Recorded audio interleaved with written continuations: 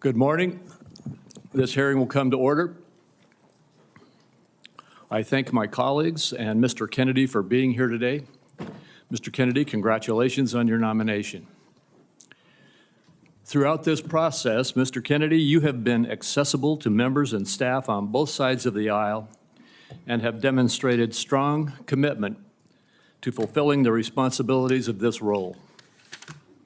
The Department of Health and Human Services oversees our nation's largest healthcare programs, providing coverage for nearly 2 in every 5 Americans.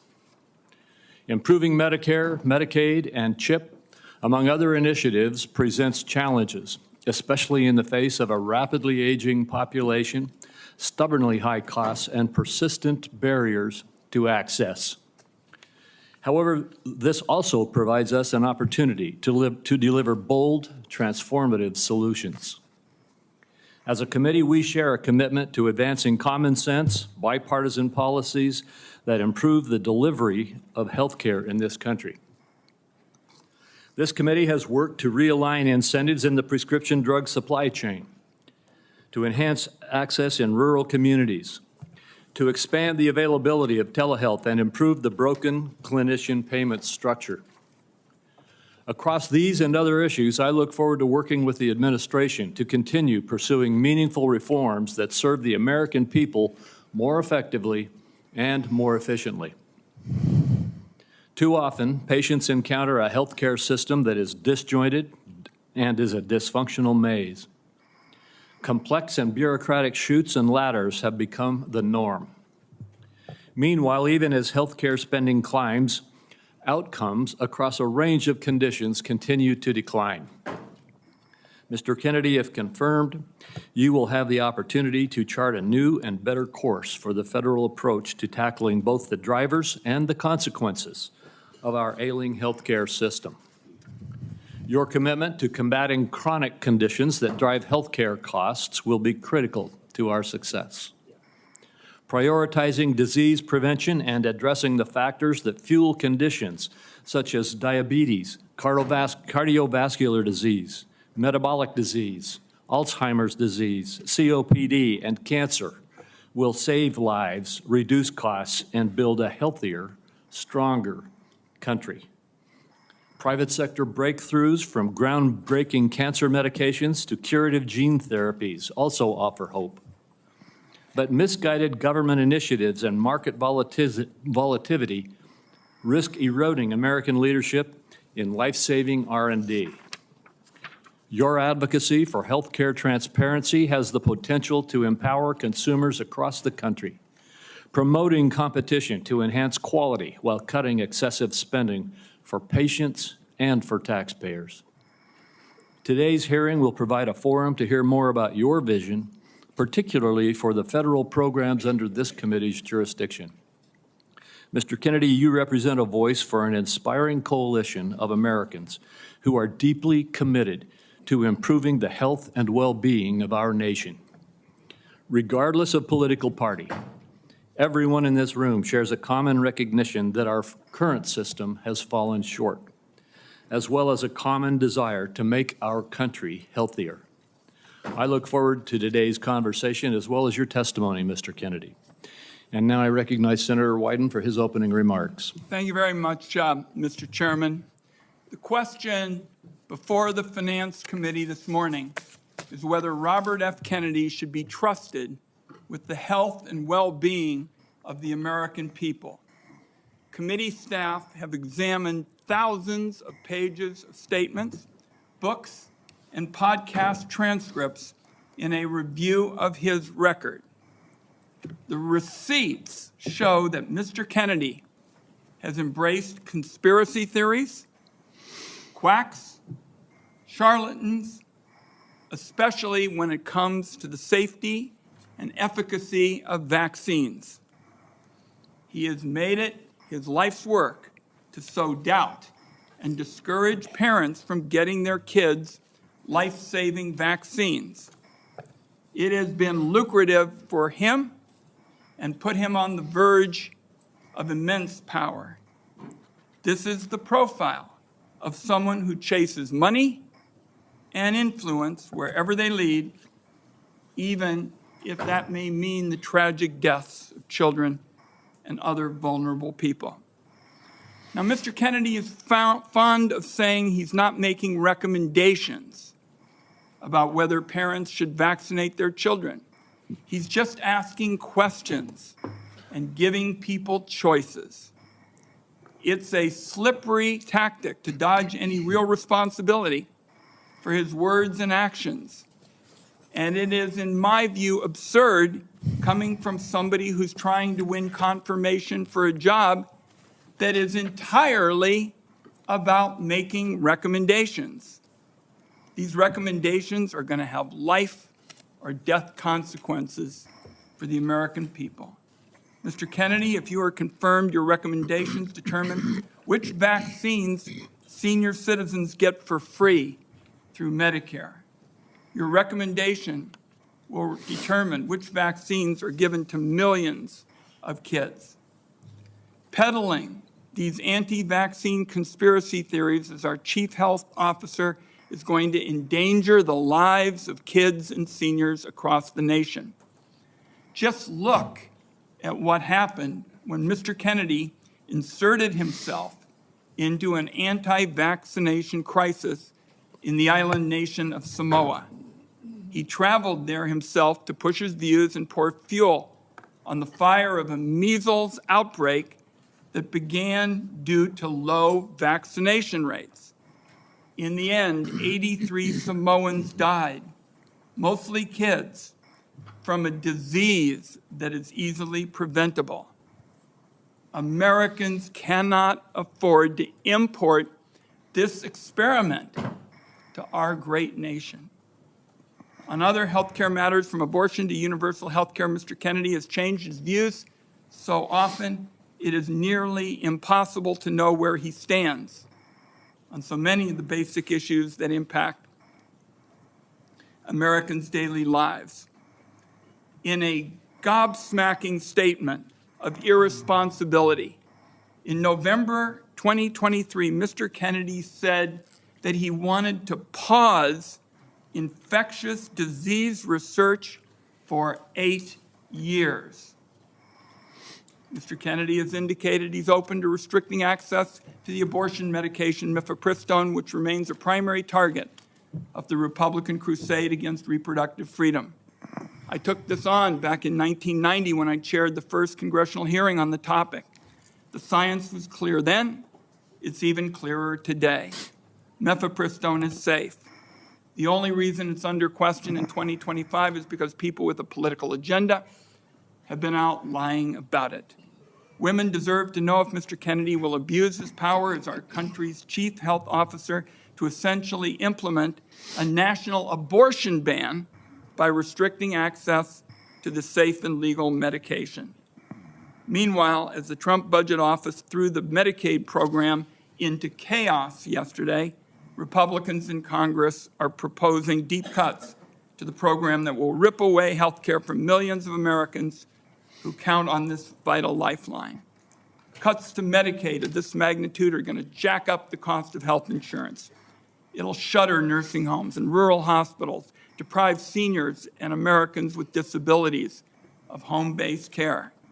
That approach amounts to handing over our nation's health system to for-profit insurance companies who've made a fortune delaying and denying care. Mr. Kennedy has virtually no knowledge or experience in handling these issues.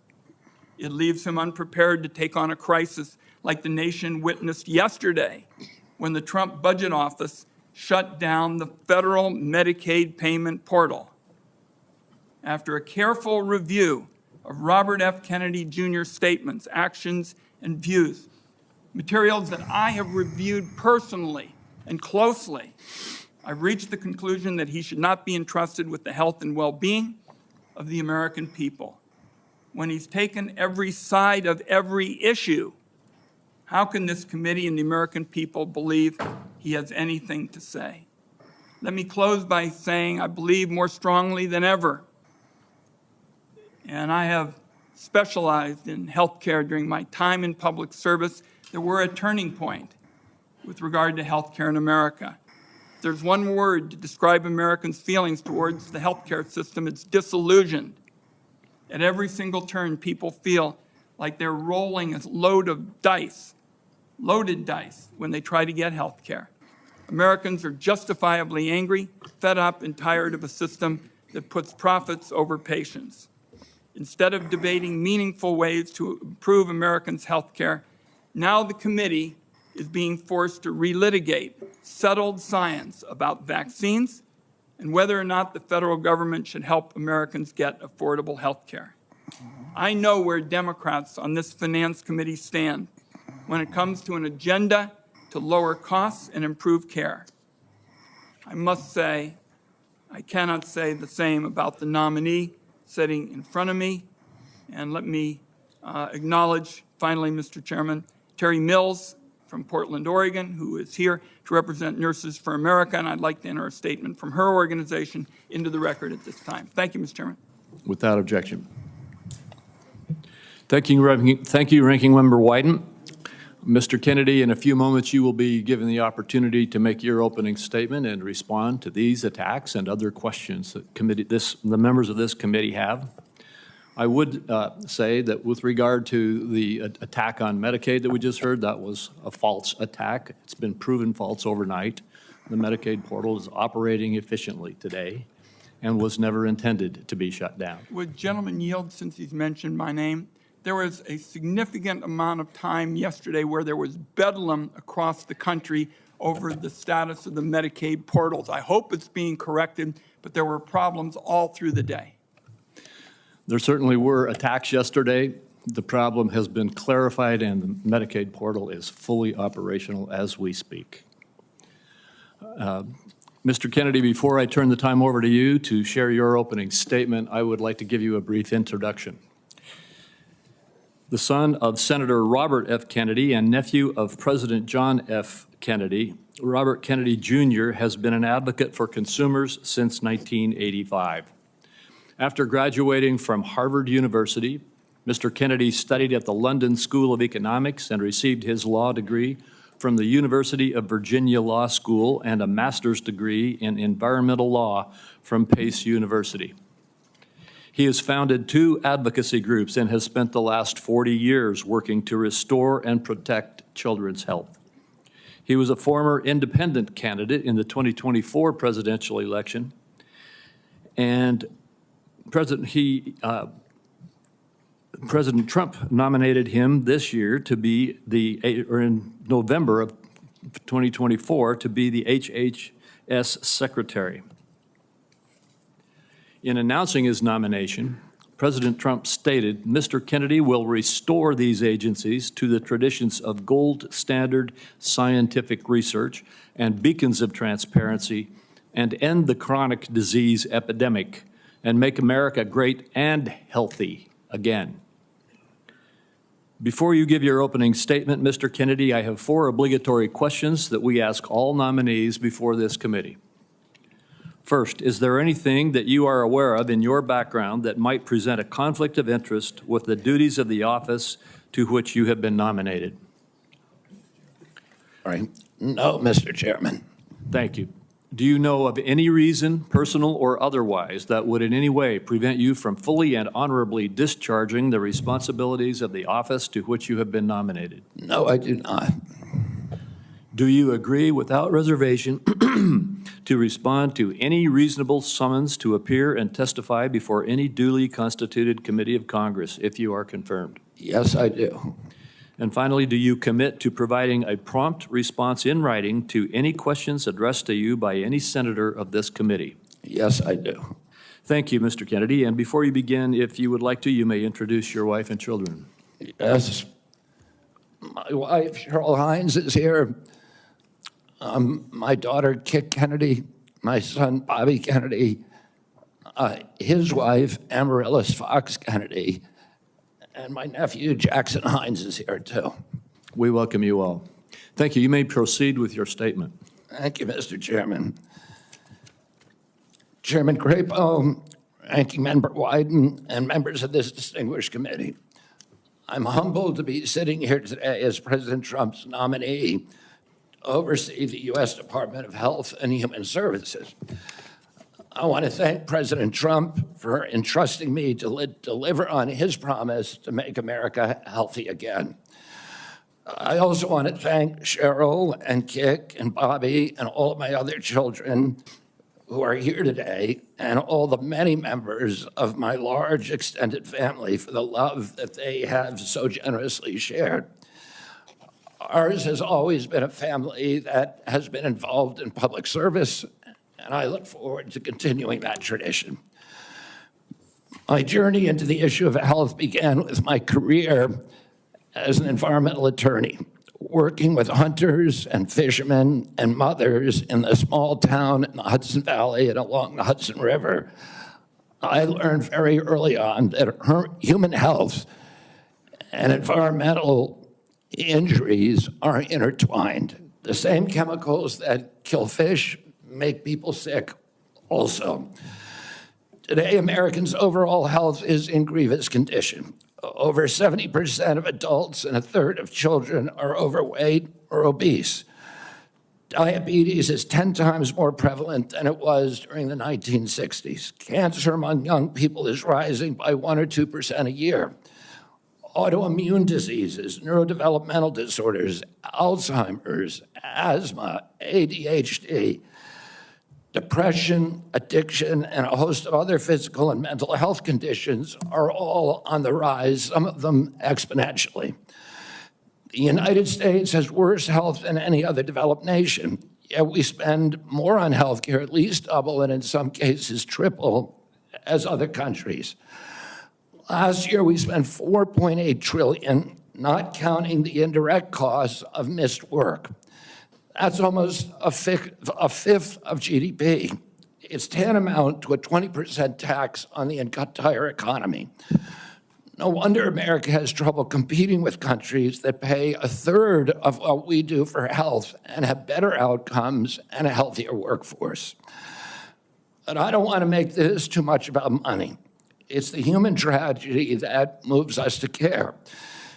President Trump has promised to restore America's global strength and to restore the American dream, but he understands we can't be a strong nation when our people are so sick. A healthy person has 1,000 dreams. A sick person has only one. Today, over half of our countrymen and women are chronically ill. When I met with President Trump last summer, I discovered that he is more than just concern for this tragic situation, but genuine care. President Trump is committed to restoring the American dream, and 77 million Americans delivered a mandate to him to do just that, due in part to the embrace and elevation of the Make America Healthy Again movement. This movement, led largely by Maha moms from every state, you can see many of them behind us today, and in the hallways and in the lobbies, is one of the most transcendent and powerful movements I've ever seen. I promise President Trump that if confirmed, I will do everything in my power to put the health of Americans back on track. And I've been greatly heartened to discover a deep level of care among members of this committee, too, both Democrats and Republicans. I came away from our conversations confident that we can put aside our divisions for the sake of a healthier America.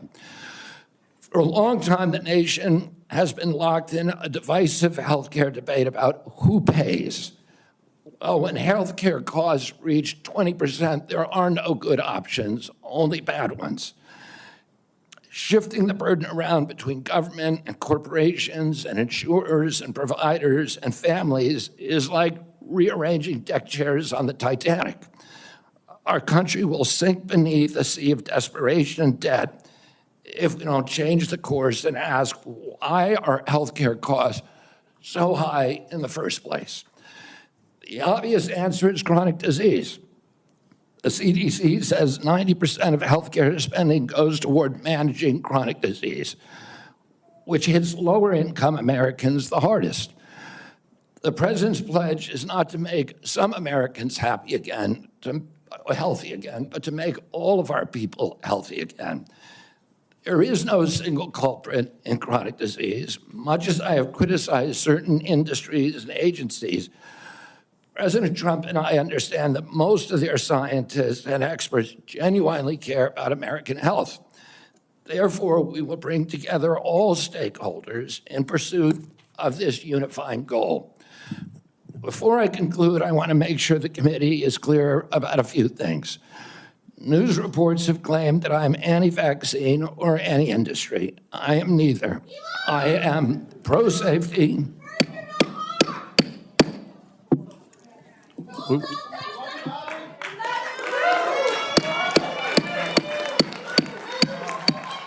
We'll have order.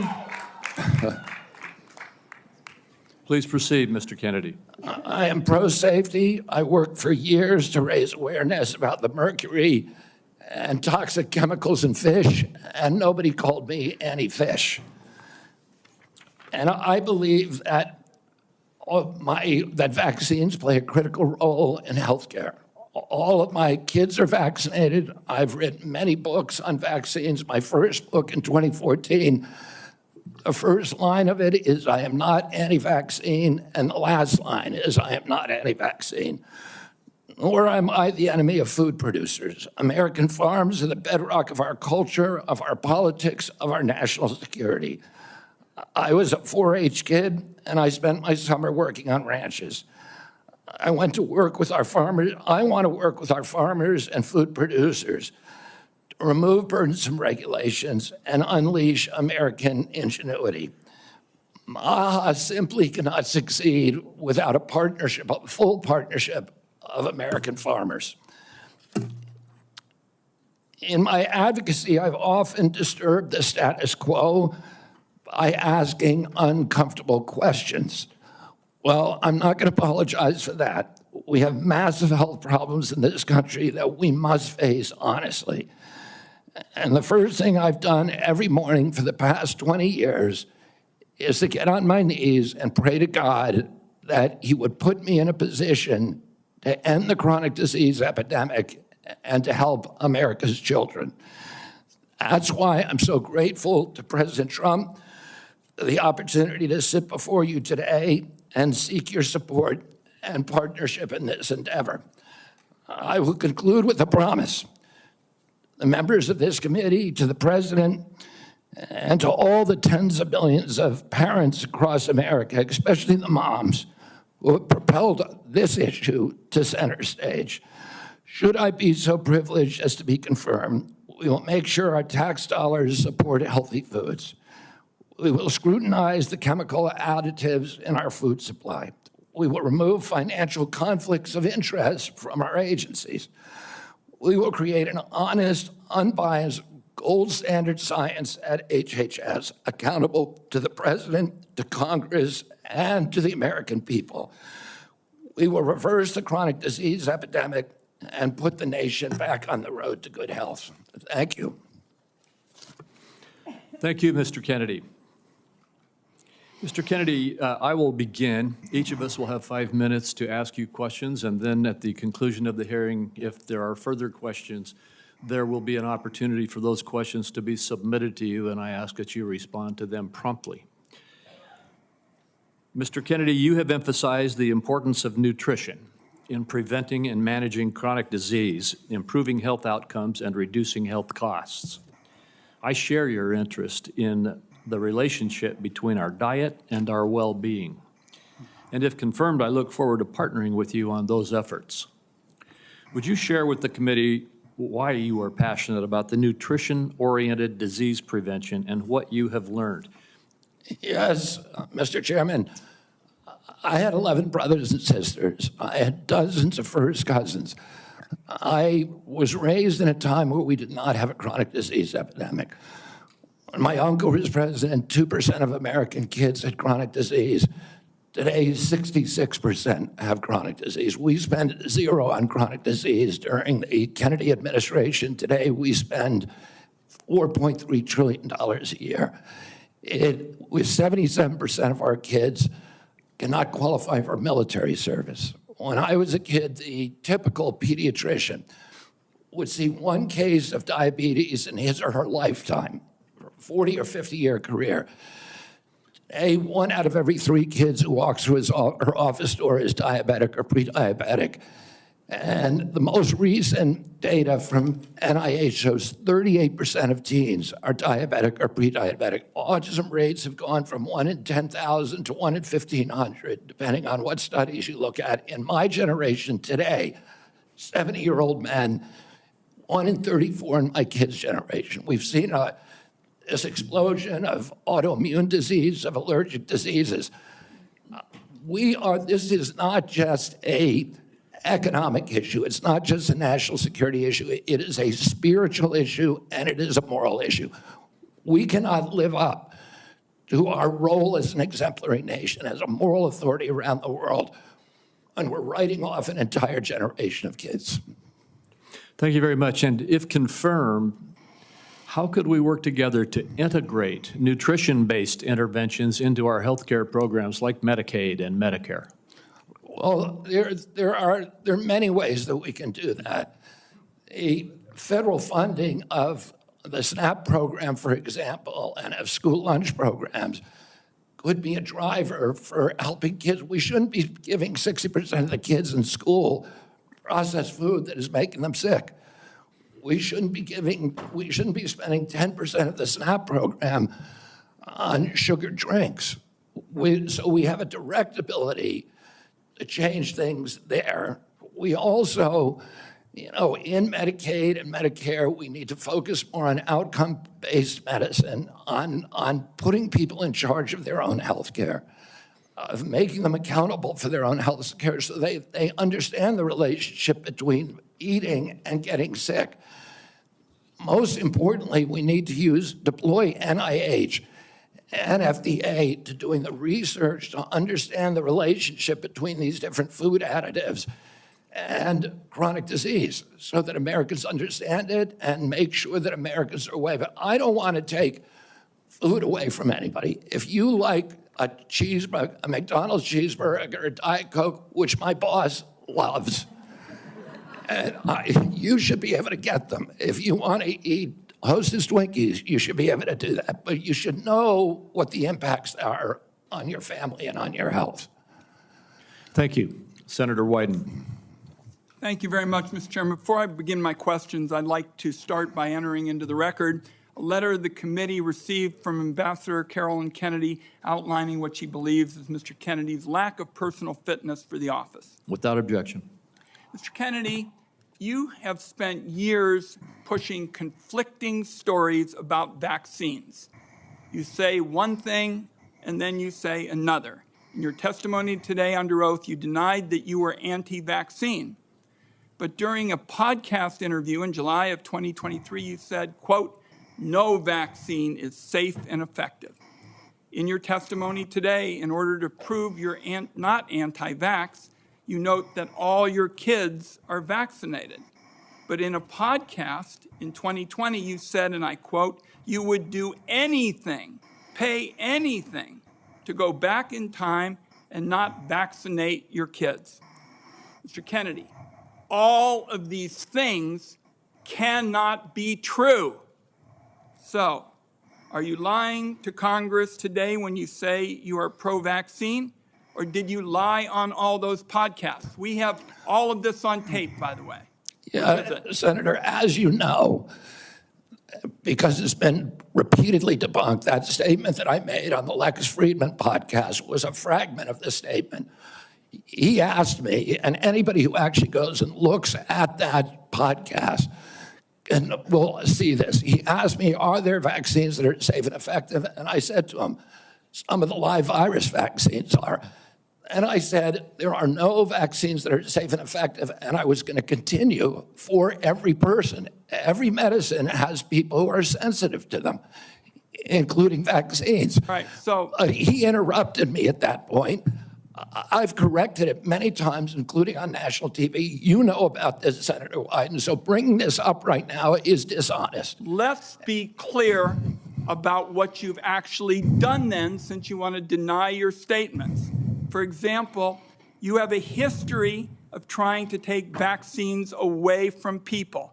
In May of 2021, you petitioned the Food and Drug Administration to not only block Americans from having access to the COVID vaccine, but to prevent any future access to the life-saving vaccine. Are you denying that? Your name is on the petition. We brought that petition after CDC recommended the COVID vaccine without any scientific basis for 6-year-old children. Most experts agree today, even the people who did it back then, that COVID vaccines are inappropriate for 6-year-old children who basically have a zero risk from COVID. That's why I brought that lawsuit. I don't want to, I want to emphasize Mr. Kennedy, this. the facts.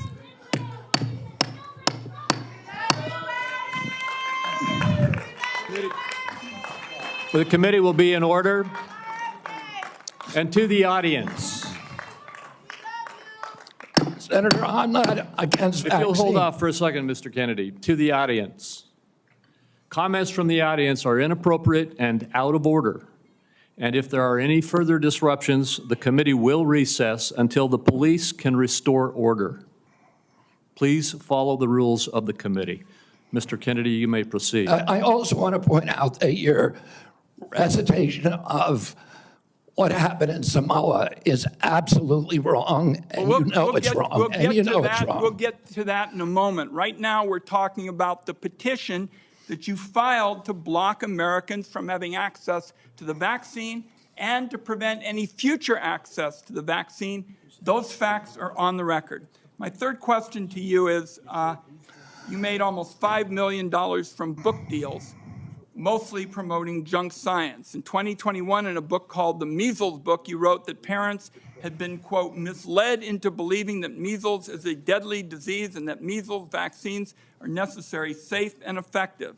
The reality is measles are, in fact, deadly and highly contagious, something that you should have learned after your lies contributed to the deaths of 83 people, most of them children, in a measles outbreak in Samoa. So my question here is, Mr. Kennedy, is measles deadly, yes or no? The death rate from measles historically in this country in 1963, the year before the introduction of the vaccine, was 1 in 10,000. Let me explain what happened in Samoa. In Samoa, in 2017 or 2015, there were 2 kids who died following the MMR vaccine. And the vaccination rates in Samoa dropped precipitously from about 63% to the mid-30s, so they've never been very high. And in 2018, 2 more kids died following the MMR vaccine, and the government of Samoa banned the MMR vaccine. I arrived a year later when vaccination rates were already below any previous level. I went there, nothing to do with vaccines. I went there to introduce a medical informatics system that would digitalize records in Samoa and make health delivery much more efficient. I never gave any public statement about vaccines. You cannot find a single Samoan who will say, I didn't get a vaccine because of Bobby Kennedy. I went in June of 2019. The measles outbreak started in August. Oh, clearly I had nothing to do with the measles. Not only that, Mr. Kennedy, Senator, not only that, if you let me finish, Senator. You have had some time. If you let me finish, Senator, if you let me finish, there are 83 people died when the tissue samples were sent to New Zealand. Most of those people did not have measles.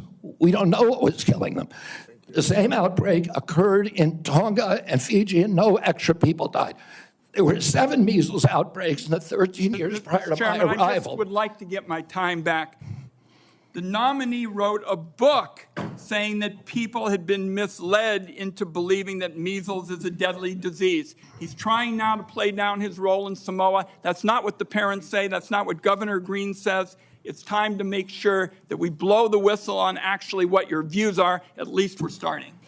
We need to move Senator, on. I support the measles vaccine. I support the polio vaccine. I will do nothing as HHS secretary makes it difficult or discourages people from taking either of those Anybody vaccines. who believes that ought to look at the measles book you wrote saying parents have been misled into believing that measles is a deadly disease. That's not true. We need to move on. Senator Grassley.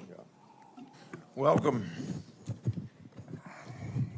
I'm going to do like I did in my office. I'm just going to make some points to you. I got about 7 I want to quickly get done.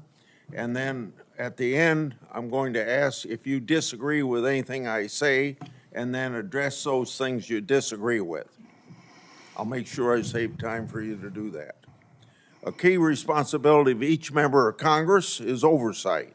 Oversight allows us to hold bureaucrats accountable to the rule of law, and it helps keep faith with taxpayers.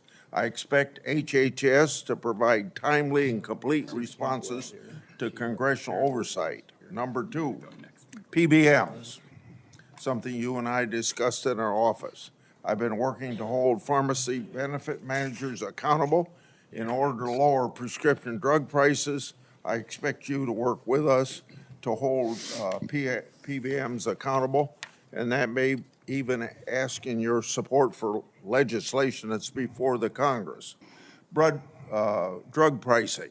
Senator Durbin and I have, for a while, been trying to get a bill passed that requires price disclosures on TV ads for prescription drugs.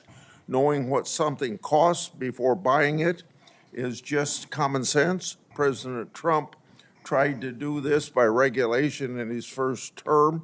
Vice President Vance co-sponsored our bill last Congress. I ask you to support this bill, or if you can do it by regulation, to do it by regulation. On rural health care, the previous administration dragged its feet in opening up slots for rural community hospital demonstration programs. It also ignored concerns from rural pharmacies when implementing changes to Medicare Part D, and ignored rural needs when it comes to distributing physician residency slots. I expect you to prioritize rural Americans' health care needs. On agriculture, in our meeting earlier this month, we talked at length about agriculture. You prefaced the conversation by saying you will not have jurisdiction over these issues. I expect you to leave agricultural practice regulations to the proper agencies, and for the most part, that's USDA and EPA. On dietary guidelines, I've sent letters to the Secretaries of Agriculture at HHS requesting that they provide information regarding conflicts of interest on the Dietary Guideline Advisory Committee to increase transparency. I expect you to provide Congress with confidential financial disclosures from the advisory committee before finalizing dietary guidelines, so we know that nobody has a vested interest in it, is having undue influence. Lastly, HHS, Office of Refugee Resettlement Oversight. Last year, I expanded my investigation into HHS's Office of Refugee Resettlement. I wrote 24 contractors and grantees whose job it is to place unaccompanied children with sponsors. In many cases, children have been placed with improper vetted sponsors, placing them at risk of trafficking. The Biden administration's HHS directed these taxpayer-funded contractors and grantees to not respond to my inquiry. This is obstruction by the executive branch. I expect you to produce to me the records and data I've requested and instruct HHS contractors to fully cooperate with my investigation. I also expect HHS to not retaliate against any whistleblowers, including those who identify ORR's failures in vetting sponsors of unaccompanied. You got 45 seconds to respond if you want to.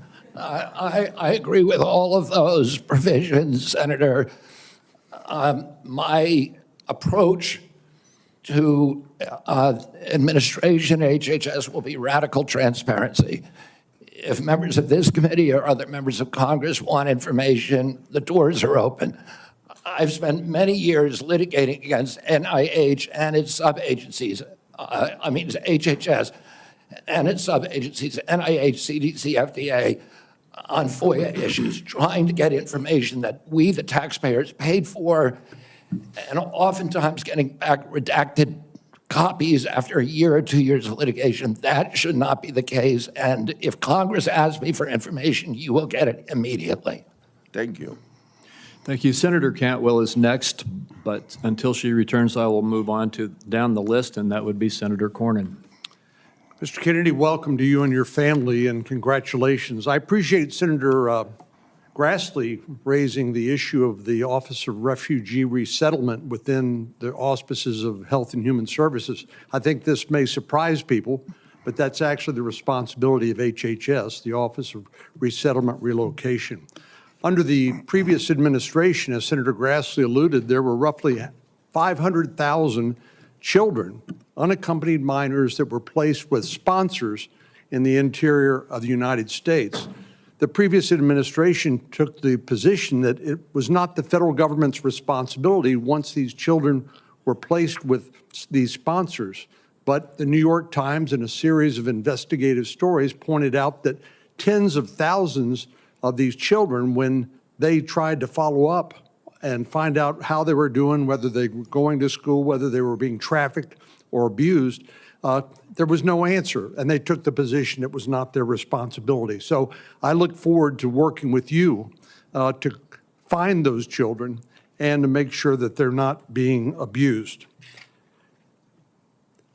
Millions of Americans are experiencing mild to moderate mental health and substance abuse issues, yet many struggle with timely and effective access.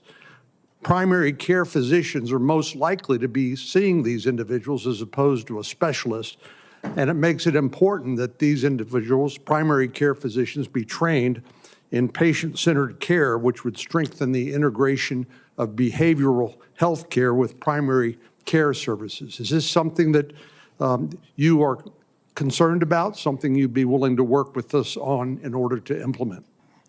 Yes, Senator, and let me just reassure you that President Trump has personally spoken to me about locating those 300,000 children who disappeared over the last 4 years. I don't think anybody has a fully accurate number, but it's hundreds of thousands, I agree. And many of them we know have been sex trafficked and childhood slavery, and it is a blight on America's moral authority, and we need to find those kids. In terms of addiction services and substance abuse services, this is a priority for me. It was a priority for me when I was running for president during my campaign. I was a heroin addict for 14 years. I've been 42 years in recovery. I go to 12-step meetings every day, so I hear the stories every day. And I hear the many stories about denial of, or the barriers to access to care. And we need to improve that. And to answer specifically to your question, I think we can do that through GME, which is a program that is funded by HHS, that is the largest funder for medical school students. And that's one of the things for primary care physicians should understand addiction care. Addicts almost always go through a cycle where there is a moment where they hit periodic bottoms where they're ready to go into treatment. But it's fleeting and it's momentary. And we have that opportunity to save their lives. And then if we miss that little short window, they're off to the races again. I appreciate your answer. Our time is short. Let me get to one more question that I think is very important. Under the first Trump administration, the number of people receiving HIV treatment in Africa through the President's Emergency Plan for AIDS Relief, otherwise known as PEPFAR, it increased, this is during the first Trump administration, from 13 million people to 18 million people across 50 countries, primarily in Africa. Africa has about 1.3 billion people today, or in 2021, it's projected to have 2.5 billion people by 2050, or 25% of the global population. In 2020, PEPFAR reported that 2.8 million babies were born without HIV. That was something that would not have happened but for the PEPFAR program. So it has simply been one of the most successful public health programs in the world and saved approximately 26 million lives. Failure to continue this program, in my view, would risk ceding that leadership to adversaries like China. And I'd like to know whether you support the objectives and goals of PEPFAR, and would you work with me and my colleagues to make sure that this program continues to provide life-saving antiviral drugs to people who are most in need? I absolutely support PEPFAR, and I will happily work with you to strengthen the program. Thank you. Senator Bennett. Thank you, Mr. Chairman. Thank you, Mr. Kennedy, for being here this morning. And I think that, Mr. Chairman, we are truly through the looking glass this morning here in the U.S. Senate, and this committee is being asked to fulfill a really important responsibility, which is to decide whether to confirm Mr. Kennedy to one of the most important health care jobs in America. And the reason I think it's so important is for many of the reasons you said in your opening statement, which is that we live in the richest country in the world, and we have some of the worst health outcomes of any industrialized country in the world. We live in the richest country in the world, and we have some of the lowest life expectancy rates of anybody in the industrialized world. I was a school superintendent before I was in this job, Mr. Chairman, and I can tell you that Mr. Kennedy's right, that when I look at the kids in the Denver public schools, if we don't change the way we eat in this country, 40% of them are going to suffer adult diabetes as a result of their diet. And we're, as I said, spending more than any other country in the world, and our families, every single person's constituents in this Senate are facing chronic shortages when it comes to health care. My friend from Texas, Senator Cornyn, has been a champion on mental health care. We have an epidemic, as he knows, across this country in mental health care, partly because of what the massive social media platforms that were sitting behind the President of the United States have inflicted on our children for their profit in the last decade or so. So we have no shortage of challenges to confront, and I even agree with some of the diagnosis of Mr. Kennedy. What is so disturbing to me is that out of 330 million Americans, we're being asked to put somebody in this job who has spent 50 years of his life not honoring the tradition that he talked about at the beginning of this conversation, but peddling in half-truths, peddling in false statements, peddling in theories that, create doubt about whether or not things that we know are safe are unsafe. Not that every vaccine in America is unsafe, not that you can't possibly have an adverse reaction, but that parents and children in my old school district and school districts all over this country would be better off not getting vaccinated than getting vaccinated. Unlike his own children who were vaccinated, unlike the people he invited to his house in Los Angeles for their party who were vaccinated. For everybody else, it's about peddling these half-truths. And he says it with such conviction that you want to believe him. And Mr. Kennedy, I just have there are many, many things in the record, but I hope that you could answer these questions yes or no. I've tried to ask these in a manner that's faithful to what you actually said, because I didn't want to have a debate about whether you actually said them. So I'm asking you yes or no, Mr. Kennedy. Did you say that COVID-19 was a genetically engineered bioweapon that targets black and white people, but spared Ashkenazi Jews and Chinese people? I didn't say it was deliberately targeted. I just quoted an NIH-funded and NIH published study. Did you say that it targets black and white people but spared Ashkenazi Jews? I quoted a Chinese? study, Your Okay. Honor. I quoted So an NIH study that showed that I'll take that as a certain yes. races I have are to move on, disproportionately- I have to move on. Did you say that Lyme disease is highly likely a materially engineered bioweapon? I made sure I put in the highly likely. Did you say Lyme disease is a highly likely militarily engineered bioweapon? I probably did say that. Did you say that? And that's what the developer of I Lyme want all disease of our said. colleagues to hear it, Mr. Kennedy. I want them to hear it. You said yes. Did you say that exposure to pesticides causes children to become transgender? No, I never said that. Okay, I have the record that I'll give to the chairman, and he can make his judgment about what you said. Did you write in your book, and it's undeniable, that African AIDS is an entirely different disease from Western AIDS? Yes or no, Mr. Kennedy? I'm not sure if I made that. Okay, I'll give it to the chairman, Mr. Kennedy. And my final question, did you say on a podcast, and I quote, "I wouldn't leave abortion, to the states. My belief is we should leave it to the woman.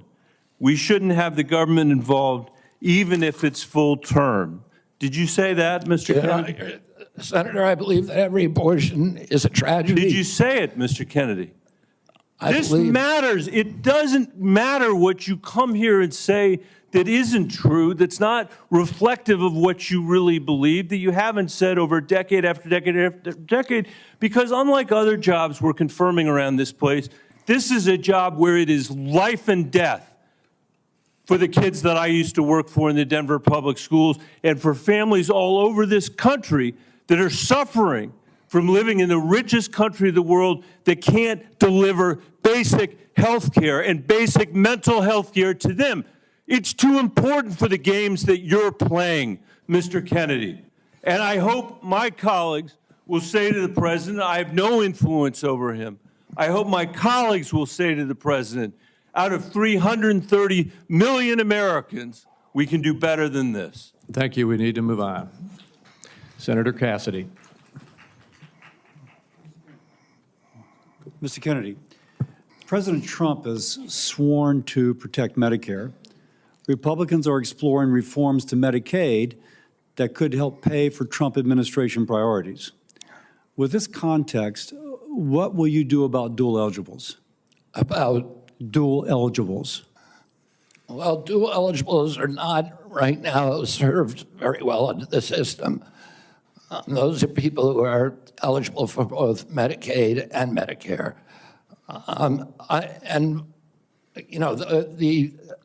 I suppose my answer to that is to make sure that the programs are consolidated, that they're integrated, and the care is integrated. I look forward to working with you, Dr. Cassidy, on making sure that we take good care of people who are Thank you. dual eligible. And how do you propose that we integrate those programs? Does Medicare pay more, Medicare pay less, Medicaid pay more, Medicaid pay less? How do we do that? Well, I'm not exactly sure because I'm not in there. I mean, it is difficult to integrate them because Medicare is under fee-for-service. It's paid for by employer taxes. Medicaid is fully paid for by the federal government, and it's not fee-for-service. So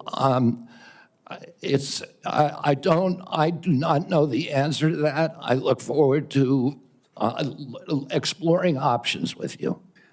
Republicans, again, are looking at ways to potentially reform Medicaid to help, pay for President Trump's priorities, but to improve outcomes. What thoughts do you have regarding Medicaid reform? Well, Medicaid is not working for Americans, and it's specifically not working for the target population. Most Americans, like myself, I'm on Medicare Advantage, and I'm very happy with it. Most people who are on Medicaid are not happy. The premiums are too high. The deductibles are too high. The networks are narrow. The best doctors will not accept it in the best hospitals. And particularly, Medicaid was originally designed for a target population, the poorest Americans. it's now been dramatically expanded.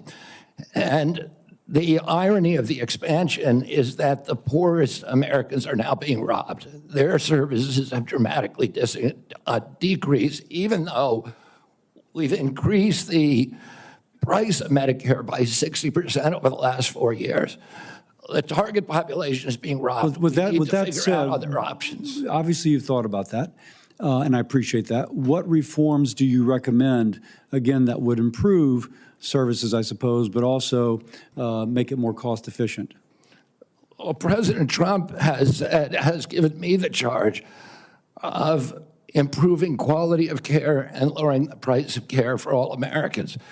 There are many things that we can do. I mean, what we want to, the ultimate outcome, I think, is to increase transparency, to increase accountability, and to transition to a value-based system rather than a fee-based system, So on rather than a service-based On system. Medicaid in particular, can you just kind of take those kind of general principles and apply it to the Medicaid program?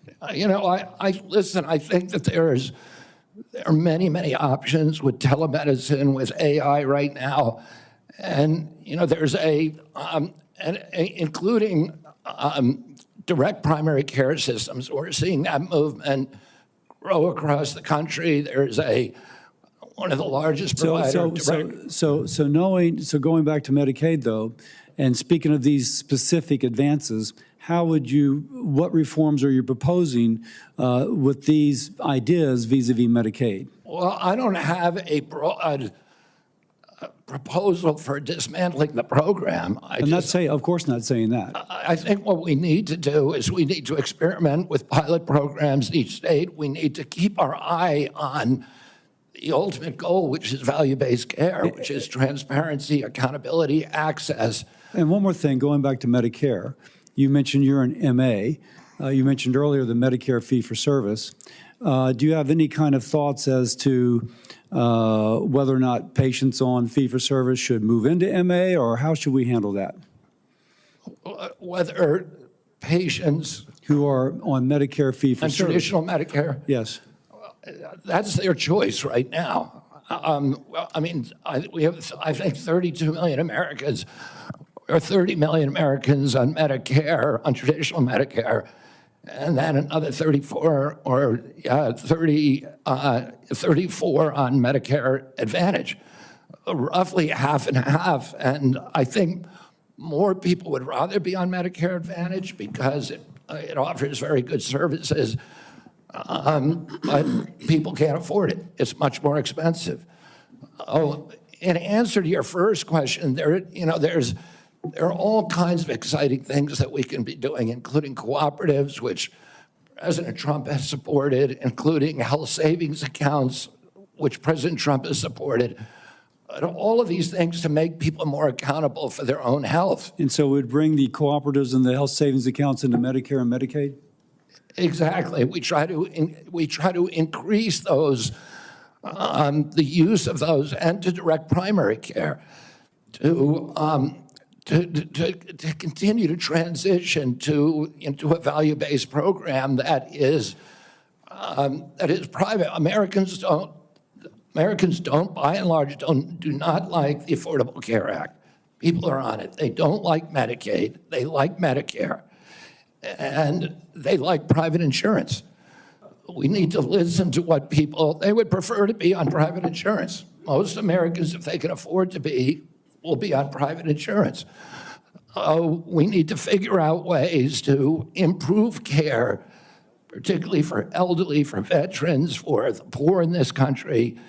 And Medicaid, the current model is not doing that. I would ask, any of the Democrats who are chuckling just now, do you think all that money, the $900 billion that we're sending to Medicaid every year, has made Americans healthy? Do we think it's working for anybody? Are the premiums low enough? We do need to move on. Senator Warner. Well, I got to tell you, for literally hundreds of thousands of Virginians, Medicaid is what prevents them from health crises on a daily and weekly basis. And some imaginary new plan And if there was a new plan that was to be the basis of what Trump was going to do in repealing Obamacare, I would have thought by now we'd have seen it. I got to tell you, listen, Senator, can I reply to that? Senator, Mr. Kennedy, I got questions. I appreciate our visit. I know you take your views seriously, and I don't reflexively vote. I voted for 4 of President Trump's nominees already. Got a lot of grief from folks on this panel. But I got to tell you, I saw an email that you put out Monday night, or your campaign did, in a fundraising email. Your presidential campaign celebrated that the freeze on all new regulations, guidance, and announcements is a way to protect unelected bureaucrats from further undermining our health freedom. Then you ask your donors to help pay for your campaign debt. Did your campaign and you put out that? I don't think my campaign exists anymore. All right, well, listen, I got to tell you this. Somebody's out there soliciting money for it. Maybe you ought to find out who is. So the fact that you celebrate this freeze, do you think that was a good idea to put all of this on hold for 90 days? Funding and any kind of further work? NIH research? As Chairman Crapo pointed out. I'm not asking for, I love Mike Crapo. I'm asking you. You're up for a very important position. As he pointed out, Senator, the portals that were closed were not closed as a result of the Trump Let me just tell you, I'd like you to explain, excuse me, sir, I'd like you to explain to a domestic violence center in Richmond that's saying because of this freeze they may have to close down where those battered women to go. Or a rural nonprofit I've got in the Shenandoah Valley who's saying that freeze is going to potentially shut down their ability to operate. So I guess if you deny or don't know what your campaign's sending on, you don't know if you raised a lot of money Monday night. I'm saying that the Trump administration you don't know if you raised a lot of money. The Trump administration has made clear that it does not want to freeze benefits for any Americans under Medicaid or Medicare, and I do not want to dismantle Medicaid. The freeze is affecting beyond Medicare and Social Security. I would hope you would have known that to be able to answer some of this. Now, you've said publicly you want to immediately get rid of 600 NIH workers on job one, on day one. When we had our meeting, you said you'd actually like to get rid of 2,200 people from HHS. Which offices are you going to start cutting and riffing these 2,200 workers from? Senator, there's 200 political appointees that are changed during every administration. So if you got rid of those 200 political appointees, you're not going to replace them with your political appointees?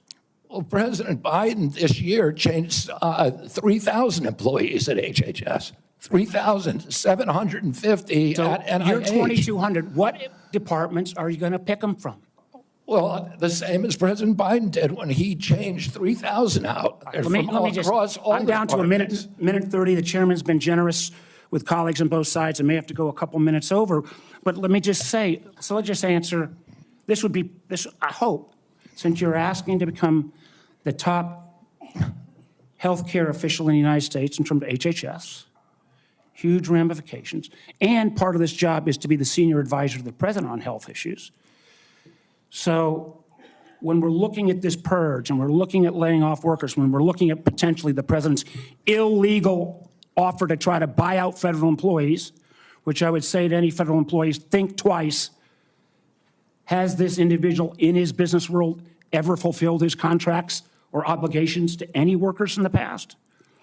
But if you are in this position, will you pledge that you will not fire federal employees who work on food safety, work on trying to preventing things like salmonella?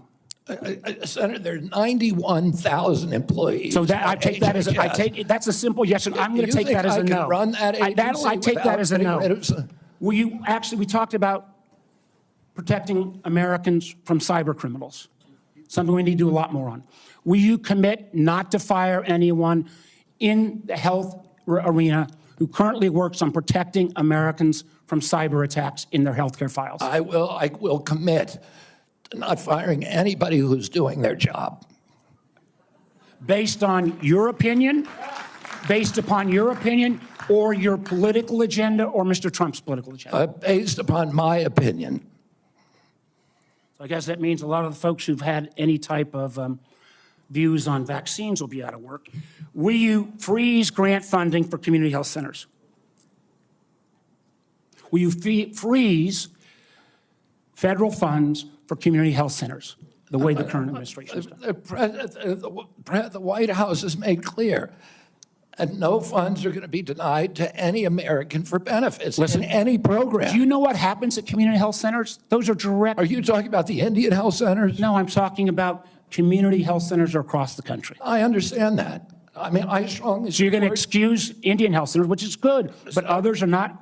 They're going to get their funds frozen.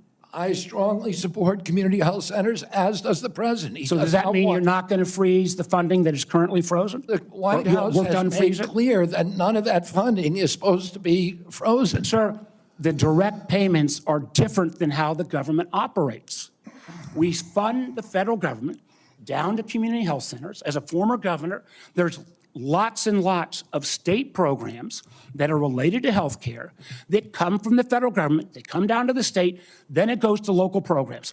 All of those don't directly pay out $1 at a time, but they come from federal funding. They are all, even though they keep changing the guidance on a minute-by-minute basis, based upon 9:45 or 10:30 or 10:45, whatever time it is today, those funds are still frozen. Sir, I just honestly, I want to give you a fair shot, but I don't feel like you approach this job with the knowledge and candidly your willingness not to commit, try to recommend to the president to make sure these funds are unfrozen and that people's lives are at stake is a very disappointing answer. Thank you, Mr. Chairman. Senator Lankford. Chairman, thank you. Mr. Kennedy, it's good to see you again. We had some great visits in my office. We've done some follow-up calls to be able to go through. You and I have talked about 100 different issues and backgrounds and things. You've been able to address a lot of them today and just different questions to be able to clear up social media rumors and the things that are out there on it. So I do appreciate that. We've talked about pharmacy benefit managers. We've talked about the nursing home rule the Biden administration put down. We talked about your views on agriculture and commercial and row crop agriculture. We've talked about food issues, and you made it very, very clear. You're not going to tell Americans what to eat, but you do want Americans to know what they're eating. And I think that's a pretty fair perspective on that. I do want to talk to you about some areas that you and I have talked about as well. We have some disagreements, you and I, on the issue of life and when life begins on that. You've been very outspoken on that, and we've had some good opportunities to be able to talk about that. Title 10 is specifically in the HHS area.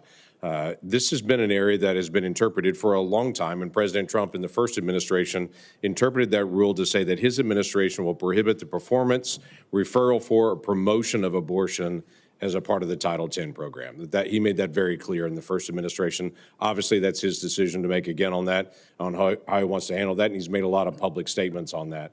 The Biden administration not only reversed that, not only rescinded that rule, but they went one step the other direction.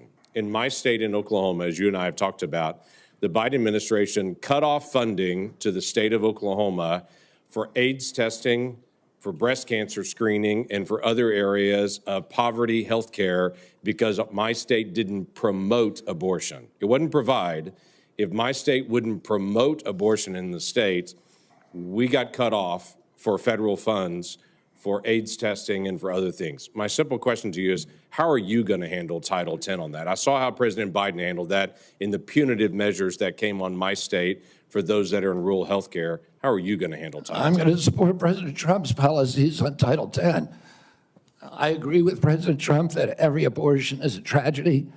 I agree with him that we cannot be a moral nation if we have 1.2 million abortions a year. I agree with him that the states should control abortion. President Trump has told me that he wants to end late-term abortions, and he wants to protect conscience exemptions, and that he wants to end federal funding for abortions here or abroad. That's Title 10. I serve at the pleasure of the president. I'm going to implement his policies. Thank you for that. President Biden, when he came in, immediately closed down the Office of Civil Rights and Conscience Protections within HHS. There's a statement that's come out recently that he's going to reopen that office again to be able to protect the civil rights of Americans. One of the things that Javier Becerra did immediately when he came into HHS was conscience protections for medical professionals that were being compelled against their conscience to perform medical procedures that violated their conscience. Javier Becerra stepped in immediately into HHS and withdrew that and said, no, the federal government will tell you what you believe about these issues. You don't have conscience protections anymore, and refused to protect those folks. Will you step in and say that healthcare individuals have the right of conscience again, as the federal law allows? Yeah, I mean, the first thing that occurs to me when you ask that question is what patient would want somebody doing a surgery on them that, believes that the surgery is against their conscience being forced to perform that? I don't know anybody who would want to have a doctor performing a surgery that the doctor is morally opposed to. Listen, I came from a family that was split on life and choice. I have cousins today who believe that abortion at any stage is equivalent to homicide. Now, there are other people who believe the opposite. But the good thing in my family that I really loved is that we were able to have those conversations and respect each other. And I wish that we could do that nationally. And if forcing somebody to participate in a medical procedure as a provider that they believe is murder does not make any sense to me. We need to welcome diversity in this country. We need to respect diversity. And we need to respect each other when we have different opinions and not force our opinions on other people. Yeah, thank you for that. The FDA, under the Biden administration, changed the rules for the chemical abortion drug and said you no longer need to see a physician. So if you have an ectopic pregnancy or all kinds of, don't even go anymore to see a physician. But they also changed an area that has been, something that's been very particular, you've talked about a lot, and that's transparency. They changed the position and said, don't tell us if there's a side effect on this drug unless she dies. But other than that, don't tell us anymore. Literally, don't give transparent information to the American people or to the women who take this drug anymore. We don't want that reported. My question to you is, will FDA move to be able to actually give transparency to the American people and to say, this drug is no different than any other drug. We're not going to protect it just because it's political for some folks. People should know side effects on this drug, and there should be reporting. Yeah, I mean, it's against everything we believe in this country that patients or doctors should not be reporting adverse events. We need to know what adverse events are. We need to understand the safety of every drug, mifepristone and every other drug. And President Trump has made it clear to me that one of the things, he is not taking a position yet on mifepristone, a detailed position, but he's made it clear to me that he wants me to look at safety issues. And I'll ask NIH and FDA to do that. Thank you. Senator Whitehouse. Thank you, Chairman. Mr. Kennedy, I only have 5 minutes with you, and I've got a lot of experience with CMS, so you're just going to have to listen. 2 things. One, if you want to move from advocacy to public responsibility, Americans are going to need to hear a clear and trustworthy recantation of what you have said on vaccinations, including a promise from you never to say vaccines aren't medically safe when they in fact are, and making indisputably clear that you support mandatory vaccinations against diseases where that will keep people safe. You're in that hole pretty deep. We've just had a measles case in Rhode Island, the first since 2013, and frankly, you frighten people. 2, I want to air harms that Rhode Island has experienced from a remorseless, senseless CMS bureaucracy. CMS has for years maintained a reimbursement system that the bureaucracy could never explain, never justify, that persistently pays Rhode Island providers less than neighboring Massachusetts and Connecticut providers, a differential of 23 and 26% in our regional healthcare market. The Pending Ahead program can begin to remedy this, at least for value-based care, and it must. There has to be payment parity in the region.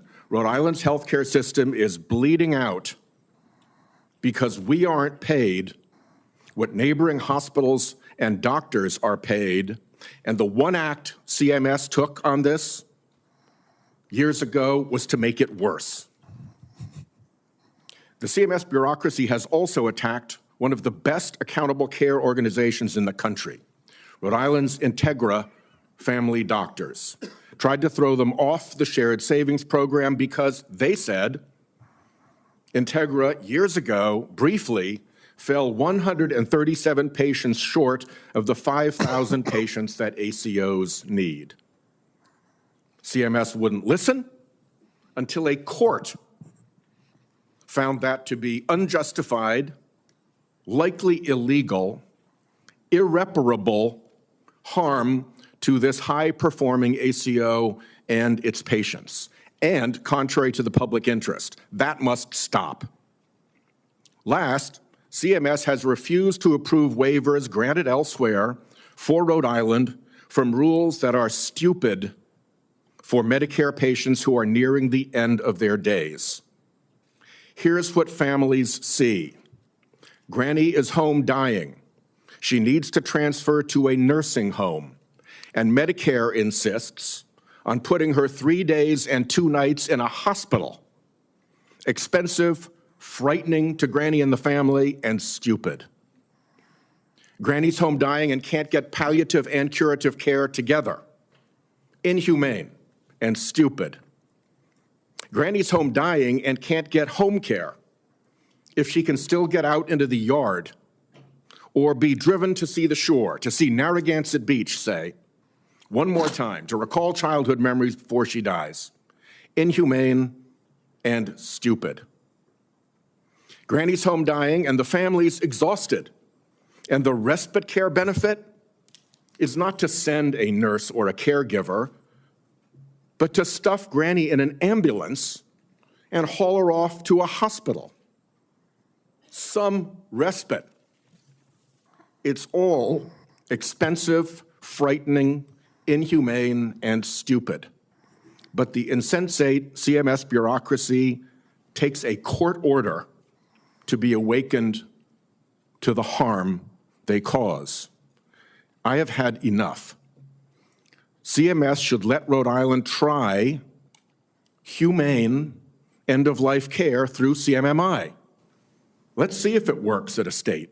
I bet it will save money, serve families better at a very, very delicate time, and perhaps even make a model for better health care everywhere. I've said a lot. My time is out. You're welcome to respond in writing. I ask unanimous consent that the order declaring CMS's actions to constitute irreparable and illegal harm be put into the record. Without objection. Let me just respond very briefly, Senator Whitehouse.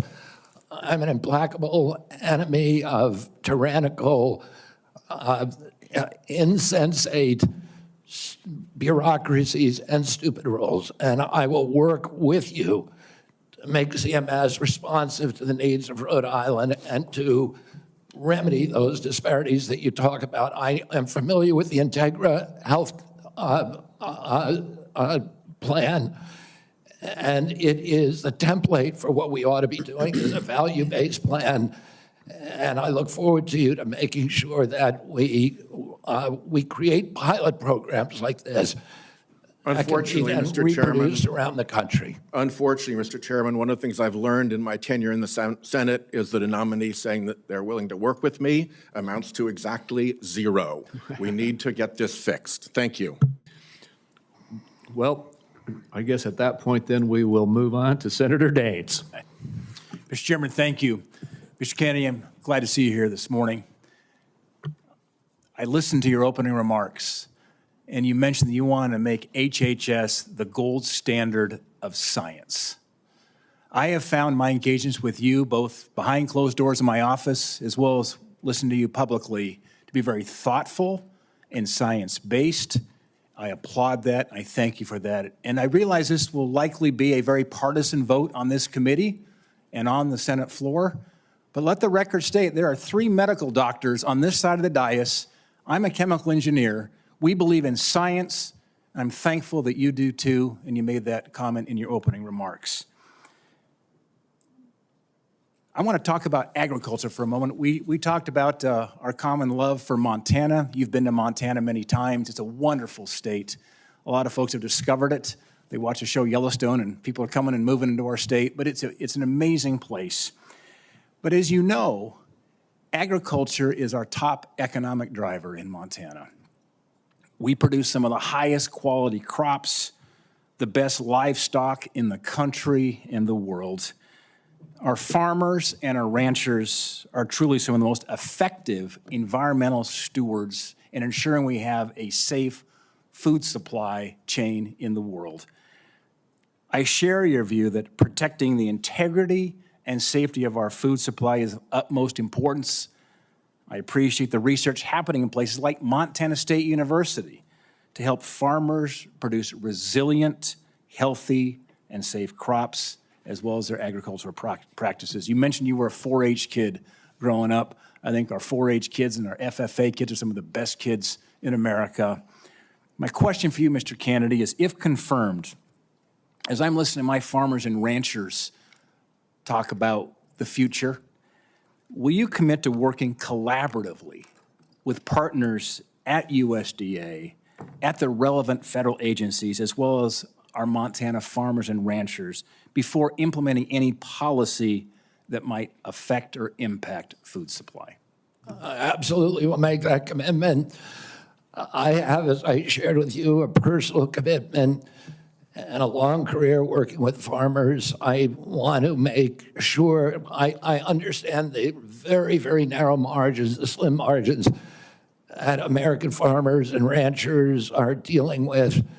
And I don't want, under my watch, a single farmer to have to leave his farm for economic reasons or for regulatory or bureaucratic reasons while I serve, if I'm privileged to serve, to be confirmed as HHS Secretary. Even more important, President Trump has a very, very strong commitment to farmers.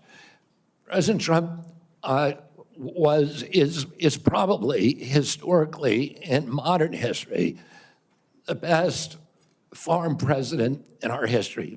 Farm income spiked for the first time in decades under his last administration.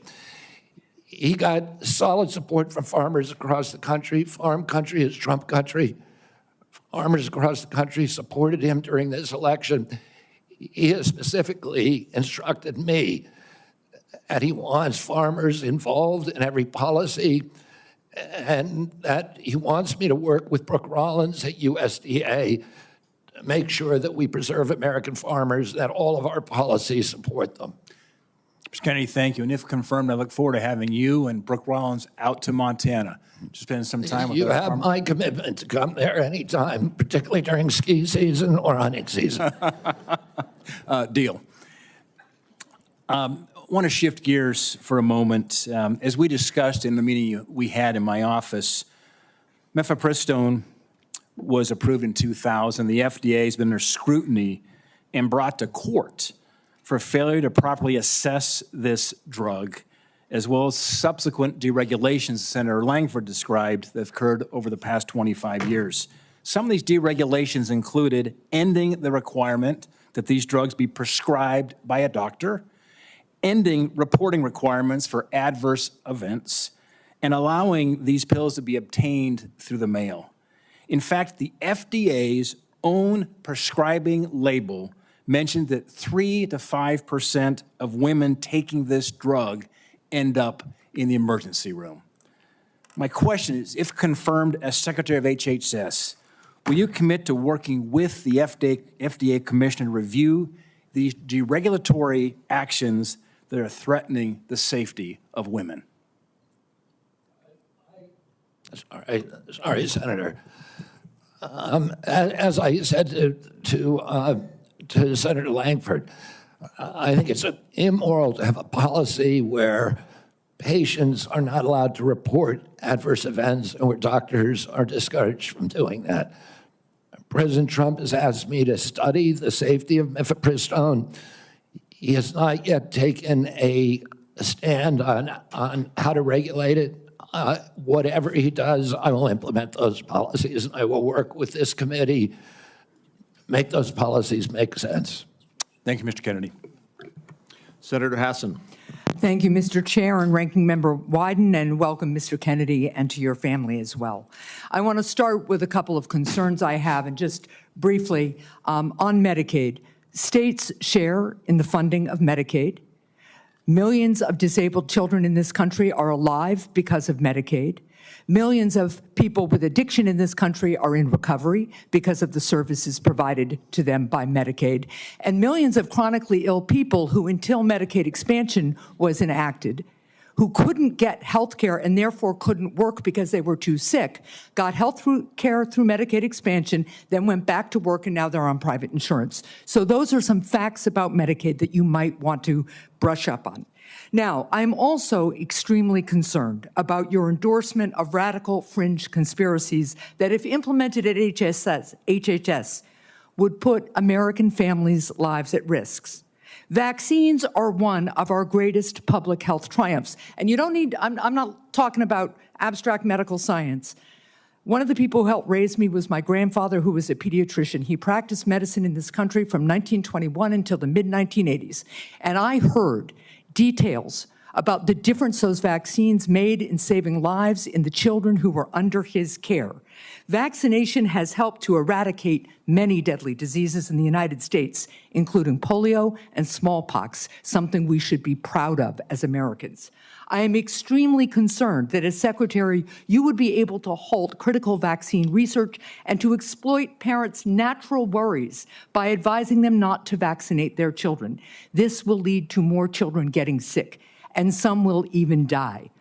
Before the measles vaccine, about 500 American children died a year from measles. This is too much of a risk for our country, and there is no reason that any of us should believe that you have reversed the anti-vaccine views that you have promoted for 25 years. For example, you have previously falsely suggested that the polio vaccine killed many, many, many, many more people than polio ever did by causing fatal cancers, while rigorous safety studies show that to be completely false. Now, let's go to something we agree upon. I am really heartened to see that one area where we agree on is on women's reproductive freedom. In your own words, it's not the government's place to tell people what to do with their bodies. You said that, correct? Yeah. Mr. Kennedy, in 2023, you came to New Hampshire and said, quote, "I'm pro-choice. I don't think the government has any business telling people what they can or cannot do with their body." So you said that, right? Yes. Yep. But you also said we need to trust the women to make that choice because I don't trust government to make any choices. You said that too, right? Yes. It is remarkable that you have such a long record of fighting for women's reproductive freedom, and really great that my Republican colleagues are so open to voting for a pro-choice HHS secretary. So, Mr. Kennedy, I'm confused. You have clearly stated in the past that bodily autonomy is one of your core values. The question is, do you stand for that value or not? When was it that you decided to sell out the values you've had your whole life in order to be given power by President Trump? Senator, I agree with President Trump that every abortion is a tragedy, that we can't be a moral authority in this country. Right, so, but that isn't what you said back in New Hampshire in 2023. My question is exactly when did you decide to sell out your life's work and values to get this position? Senator, I agree with President Trump that every abortion is a tragedy. So what you're telling us, just to be clear, because my time is limited, is that regardless of what you believe, regardless of what values you have, if President Trump tells you to do something, you're going to do it. You said just now the discussion about mifepristone. Oh, he's asked me to study the safety of it. Here are the safety studies that tell us mifepristone is safe and effective. And I asked Mr. Chair that these about 40 studies be admitted to the record by unanimous consent. Without objection. So the studies are there. The safety is proved. The science is there. But what you're telling us is if President Trump orders you to take action to make it harder for women to get direly needed health care, you'll follow his order. If Mr. Trump, as he did yesterday, orders a halt on Medicaid payments that are essential for taking care of people with disabilities all around this country, you're going to follow that order because you are willing to sacrifice your values, your knowledge, if President Trump tells you to do that. That, to me, is unacceptable in a Secretary of Health and Human Services. As I explained before, the White House has issued a statement saying that that policy will not deprive any American of benefits. The problem is the White House issued that statement only after we pointed out the damage it would do, and it became politically uncomfortable for them. You know what else that freeze on federal funding did? It halted funds for critical research that could cure pediatric cancer. So if the president tells you to do that, you're going to stop that too. That's enough. Thank you. Senator Cortez Masto is next. Thank you. Mr. Kennedy, thank you for coming into my office and having the conversation that we did. I appreciate your passion and your belief, and you've spent years really talking about the issues that matter to you, and I appreciate that. Let me ask you a couple of questions, though I just need some clarification. Right now, there's a 40-year-old law that requires hospital ERs accepting payment from Medicare to actually provide emergency care to patients. So let's say a woman experiencing a life-threatening condition like a heart attack goes to the ER. As a lawyer, you would agree that that federal law protects her right to emergency care, correct? Yes. So now a pregnant woman with life-threatening bleeding from an incomplete miscarriage goes to the ER. Let me rephrase that so you can hear. A pregnant woman with a life-threatening bleeding from an incomplete miscarriage goes to the ER, and her doctor also determines that she needs an emergency abortion. But she's in a state where abortion is banned. You would agree also as an attorney that federal law protects her right to that emergency care, correct? I don't know. I mean, the answer to that is I don't know if the state bans Well, let me ask you this as an attorney. Doesn't federal law preempt state law? The federal Constitution does. Sometimes not every federal law preempts state laws. It could be unconstitutional. Now, I'm not trying to be evasive, in this case, let me Senator. ask you I'm this. just telling you I don't know the I answer to appreciate that. question. But what authority do you have over this as the director of HHS? What authority do I have? Yeah, to enforce the law. In what regards? To make sure that a hospital that receives payment from Medicare is ensuring that they're providing the necessary emergency care to patients when they present. It's actually the EMTALA law. So what authority as HHS director do you have with respect to EMTALA? My understanding is that I have budgetary power and that it's pretty much limited to that. But if you tell me I have another authority, I don't even think that Well, let me tell you, we you have do. a law enforcement branch at HHS. Actually, you do, and that's CMS. CMS actually investigates complaints of EMTALA violations, as well as the Health and Human Services Inspector General, who, by the way, was just recently fired by Donald Trump. So you will be enforcing EMTALA laws, and it's important that you understand their impact and don't play politics with the patient presenting at the ER based on a position that this administration has taken. Let me ask you another question. When we met in my office, you said about lowering drug prices, that when Big Pharma price gouges, the American people suffer. I think we both agree on that. And I think you're sincere in your belief that you want to reduce prices for Americans, correct? Yes. Yeah. The Inflation Reduction Act empowered Medicare to negotiate prescription drug prices. It penalizes drug companies for price hikes above inflation, and it caps seniors' out-of-pocket drug costs, along with reducing insulin prices to $35 per month. But your future boss, Donald Trump, on his first day in office, revoked President Biden's executive order that actually directed the health secretary to examine ways to reduce drug prices and improve access to innovative therapies for the American people. And unfortunately, Republicans in Congress want to repeal the Inflation Reduction Act, which means reversing all of those things that we worked on to lower prices for Americans. So my question to you is, what do you do? Why are you there? Are you there to be a rubber stamp to this administration and cave into all of these positions that they're taking, even though you know they're in disagreement with your positions on lowering drug prices and that they could harm Americans? How do you handle that as HHS director? Senator, my understanding is that the White House issued an executive order, I believe today, supporting the drug negotiations under the IRA. President Trump was very aggressive during his first term about negotiating drug prices. He has instructed me, and I've met with him repeatedly on as that we need lower prices than seniors in this country, and so let me ask others you, are. Let me ask you this, because I only have so much time. So we've already negotiated lowering prices for 10 drugs with Big Pharma. And Big Pharma, by the way, opposes this.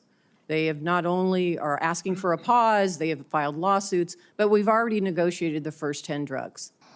And we want to expand it to the next 10 to 15 that the Biden administration has put forward. Would you agree and continue that path of really mandating that Big Pharma come to the table and negotiate drug prices for Medicare so we can lower those prices for Americans? My understanding is that the executive order that was issued today, which I haven't seen, but I've read a summary Well, let me ask you this then, because you keep citing the Trump administration and you're just going to follow what they say. Is that what you're doing? You're just a rubber stamp for them in this position? So anybody, so it doesn't matter that you're before us. It could be anybody coming before us as long as they're a rubber stamp for this administration and disregarding your beliefs and what you think. I guess my question to you is, if it really is fundamental to what you believe, how do you live with that? How do you address those issues as you're moving forward, knowing that it's going to harm Americans? Yeah. You want me to answer the question? No, I'm asking you. Okay. President Trump has asked me to end the chronic disease epidemic and make America healthy again. And I'm So in a is that the unique only reason position. why you're at HHS? Is that the Excuse only me. reason why then you're at the HHS, to address that one issue? President Trump has asked me because I'm in a unique position to end that. And that is what I'm doing. And if we don't solve that problem, Senator, all of the other disputes we have about who's paying, and whether it's insurance companies, whether it's providers, whether it's HMOs, whether it's patients or families, all of those are moving deck chairs around on the Titanic. Our ship is sinking. Our 60% increase in Medicaid over the past 4 years is the biggest budget line now, and it's growing faster than any other. And no other nation in the world has what we have here. No other nation has a chronic disease. We have the highest chronic disease burden of any country in the world. We had, during COVID, we had 16% of the COVID deaths in a country. We only have 4.2% of the world's population. We had a higher death count than any country in the world. And when CDC was asked why, they said it's because Americans are the sickest people on earth. The average person who died from COVID, American, had 3.8 chronic diseases.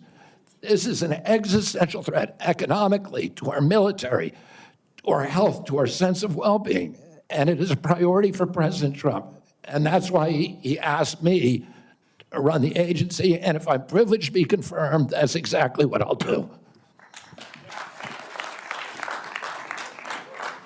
Senator Barrasso. Thanks so much, Mr. Chairman. Mr. Kennedy, thank you for taking time to visit with me in my office prior to today's hearing to talk about a lot of the important issues affecting health care in my home state of Wyoming as well as the nation. And I appreciate your willingness to serve our country. During our meeting, we discussed the challenges that healthcare providers and patients are facing in rural America.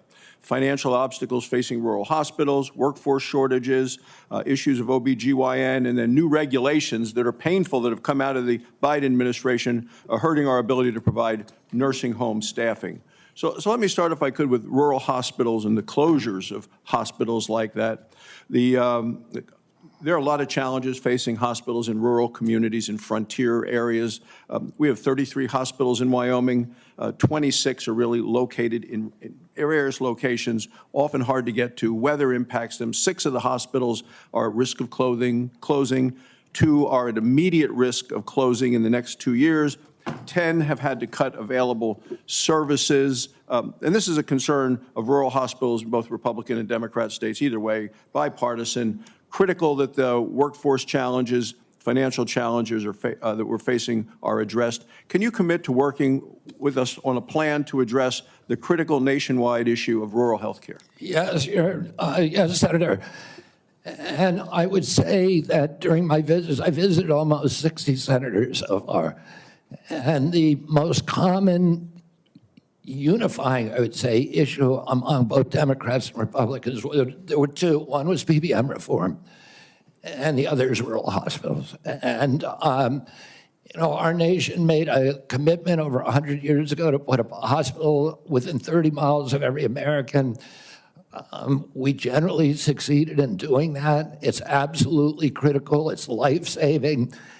And rural hospitals are closing at an extraordinary rate right now. They not only provide important health care for the localities, but also they're economic drivers for localities all over this country.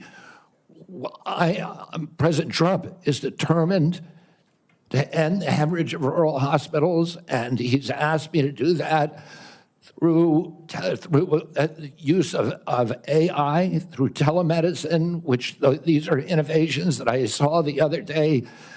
A Cleveland clinic has developed an AI nurse that you cannot distinguish from a human being, that has diagnostics as good as any doctor. And we can provide concierge care to every American in this country, even those the remote parts of Wyoming, Montana, Alaska, et cetera. We also have opportunities at HRSA and at the GME to finally live up to GME's mission of providing personnel to rural hospitals. And I intend to use all of my power, because I've seen the priority that is given by both Democrats and Republicans on this committee.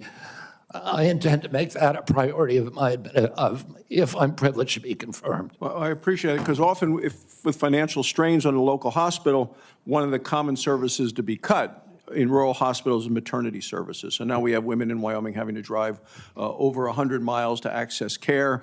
13 counties in Wyoming don't have access to OB. And we're talking counties larger than the states of Vermont, New Hampshire, Rhode Island, Connecticut, New Jersey, Delaware, counties larger than those whole states. So will you commit to working with my office to find solutions to help address these specific maternal health challenges in rural America? Yes, Senator, I look forward to it.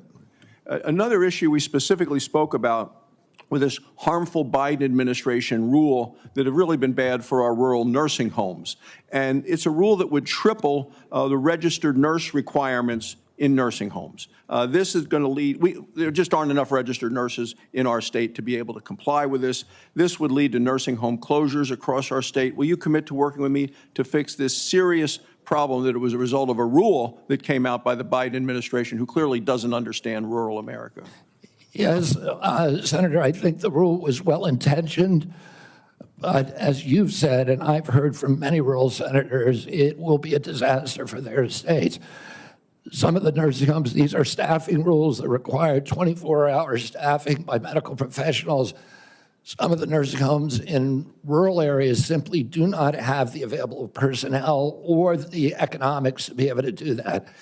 It will mean the closure of nursing homes in rural areas across our country, which means the parents, the elderly parent, will be moved a great distance from the local community and their family. And we know that the single greatest driver of high-quality nursing home care is the involvement, the proximity of family members. When you move that nursing facility away from the community where the kids live, you're going to get much worse care. So the intention, although it was noble, was in reality, for rural areas at least, it is going to be a disaster. Thank you. Thank you, Mr. Chairman. Thank you. Senator Johnson. Mr. Kennedy, welcome. Thank you for being here. Thank you for your decades-long advocacy for a clean environment, for children's health. I can't say as I'm surprised by the hostility on the other side. I'm highly disappointed in it. I don't know if you remember when you called me up and you were contemplating setting your political differences aside, joining forces with President Trump on an area of agreement, addressing chronic illness, trying to find the root cause of all these problems facing this nation. My first response was, Bobby, this is an answer to my prayers. We need to get to the answers of this, but even more, we need to heal and unify this divided nation. I'm not necessarily the most optimistic guy because we've got enormous challenges facing this nation, but I thought, wow, here's somebody from the left, somebody I don't agree with on many issues politically, coming together with President Trump and focusing on an area of agreement, something that the American people desperately want. Finding out the answers. What has caused autism? What is causing chronic illness? Ms. Kennedy, I think I've come to know what's in your heart. I think I know the personal and political price you've paid for this decision. I want to say publicly, I thank you for that. I truly appreciate what you're doing here. Can't we come together as a nation and do this? Can we do? Aren't you getting tired of this? I'm getting tired of this. So again, Mr. Kennedy, I need to enter in the record. These are just 11 letters of support signed by 63,000 people, thousands of doctors. From the American Association of American Physicians and Surgeons, Independent Medical Alliance, the North Carolina Physicians and Freedom Group, Governor Jeff Landry from Louisiana. These are Americans, nonpartisan. A lot of these people, I know because I've advocated with you. A lot of them are Democrats. They put their political differences aside. So, Mr. Chairman, I'd like to enter this in the record. Without objection. I also do want to, Mr. Kennedy, as long as I have you here, I've written over 70 oversight letters to the federal health agencies under the Biden administration. I've virtually gotten squat out of them, okay? What I get is we get, for example, 50 pages of Anthony Fauci's emails redacted. Oh, by the way, the latest one was 17 pages. Instead of issuing a health alert on the myocarditis they knew was impacting young men early in 2021, instead of issuing an alert on the Health Alert Network, they developed 17 pages of talking points. This was given to the public under a FOIA request. They had to go to court. They've got a new way of redacting. They don't black things out. They just give you white pages, so you don't even know what they have redacted. So again, I've issued a subpoena now to cover the information I've requested in 70 oversight letters. My question to you is, as Secretary of HHS, will you honor these requests from Congress, and will you make HHS transparent? Yeah, my approach to HHS, as I said before, Senator, is radical transparency. Democrats and Republicans ought to be able to come in and get information that was generated at taxpayer expense, that is owned by the American taxpayer, They shouldn't get redacted documents. Public health agencies should be transparent. And if we want Americans to restore trust in the public health agencies, we need transparency. I want to say something about what you first said. When I launched my campaign, it was about uniting Americans, Democrats and Republicans. There's no issue that should unite us more than this chronic health epidemic. There's no such thing as Republican children or Democratic children. These are our kids. 66% of them are damaged. I know what a healthy kid looks like because I had so many of them in my family. I didn't know anybody with a food allergy growing up, peanut allergy. Why do 5 of my kids have allergies? Why are we seeing these explosions in diabetes, rheumatoid arthritis, neurological diseases, depression, all of these things that are related to toxics in the environment? Why can't we just agree with each other to put differences about so many issues, intractable issues aside, and say, we're going to end this? I don't think anybody is going to be able to do this like I have because of my peculiar experience, because I've litigated against these agencies. When you litigate against them, you get a PhD in corporate capture and how to unravel it. I've written 6 books about these agencies. I know a lot about them and I know how to fix it. And there's nobody who will fix it the way that I do because I'm not scared of vested interests. I don't care. I'm not here because I want a position or a job. I have a very good life and a happy family. This is something I don't need. I want to do this because we're going to fix it. And the other thing is we are attracting now a caliber of people to HHS like never before in history. And they're entrepreneurs, they're disruptors, they're innovators of immense talent that are walking away, many of them from growing concerns. They're not coming there for position. They're coming there because they want to save our country. And they're from across the political spectrum. And all these Democrats are opposed to me for partisan issues. They used to be my friends. Agreed with me on all the environmental issues that I've been working on for my whole career.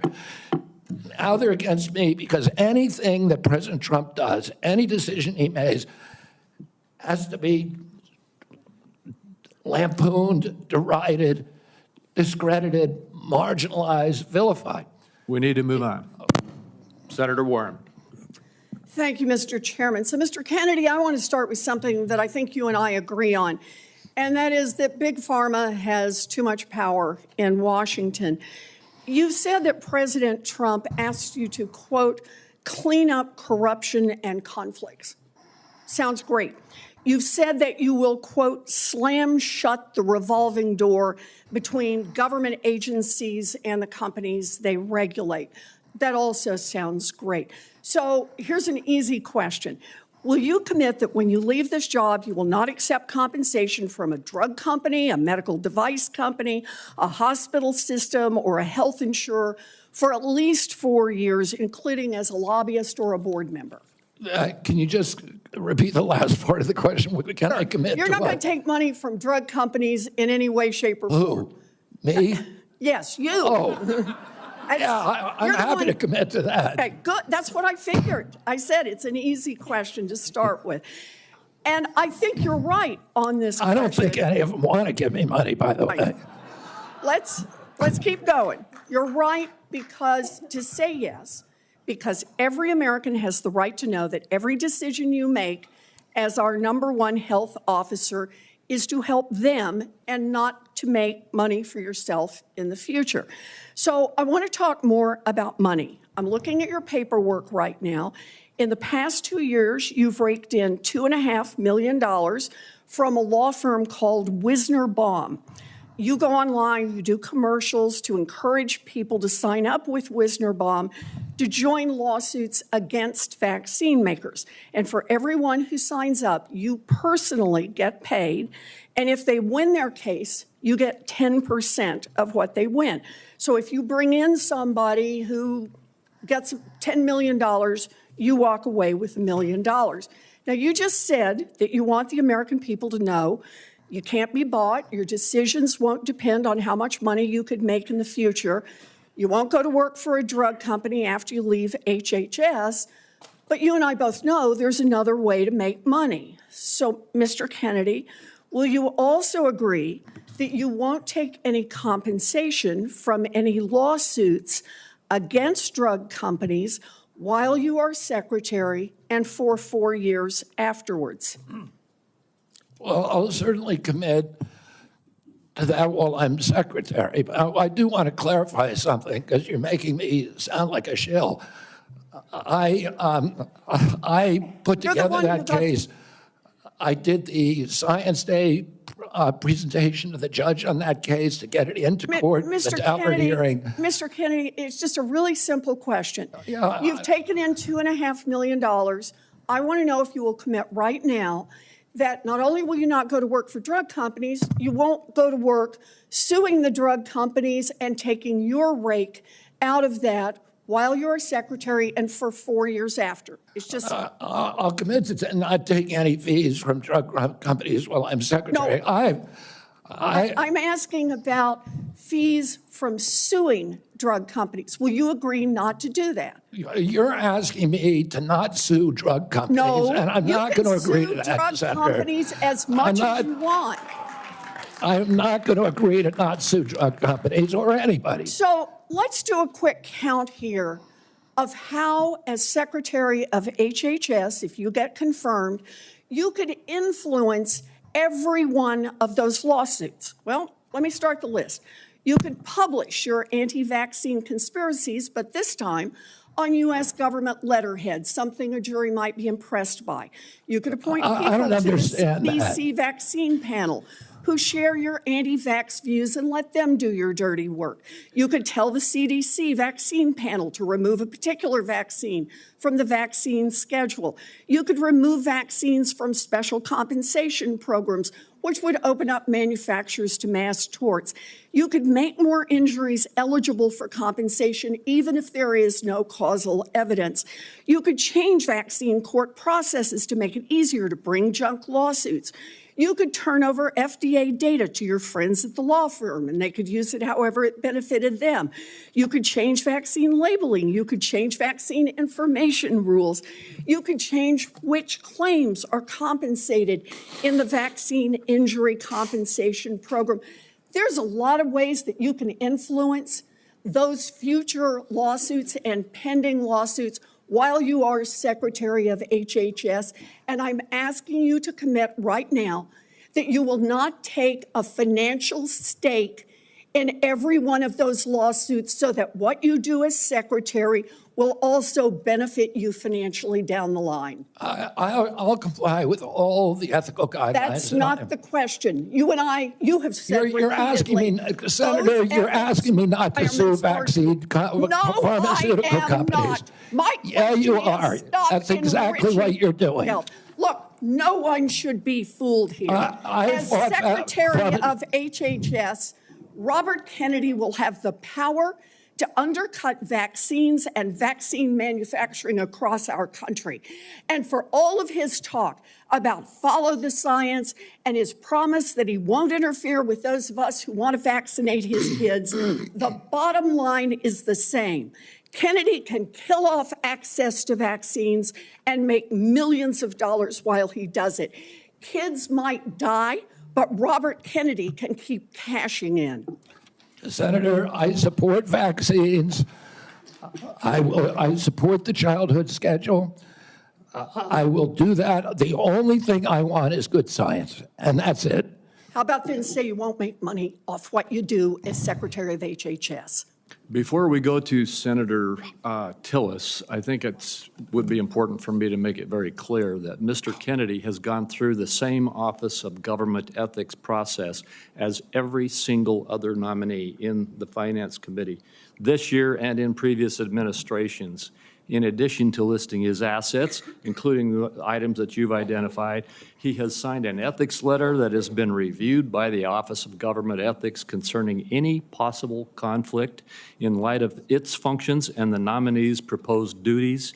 And we have a letter from the Office of Government Ethics that he hasn't complied completely with all applicable laws and regulations governing conflicts of interest. Mr. Chairman, point of information here. Have we had a single nominee come through who's made $2.5 million off suing one of the entities that it would be regulating and plans to keep getting a take of every lawsuit in the future? Have we had that before? I haven't reviewed the past documentation of every other nominee's financial interests, and so no. But I know that every single time we get a nominee, their financial interests are attacked. That's why we have the Office of Government Ethics. That's why they've reviewed everything that's in his record, and that's why he has even, I think, and I don't know that I want to ask him to get into it, but he has listed his assets and has gone through a discussion of the responsibilities under our ethics laws and is complied with all of those requirements. Senator Tillis. Thank you, Mr. Chairman. Mr. Kennedy, how's your morning going? So far, so good. Good. You came prepared. I'm glad that you did. You, I believe, addressed to my satisfaction a question about Title X and the president's priority with respect to Planned Parenthood. Can you just affirm that you are 100% behind the president's policy on Title X and the implementation? I'm 100% behind it, Senator. Thank you.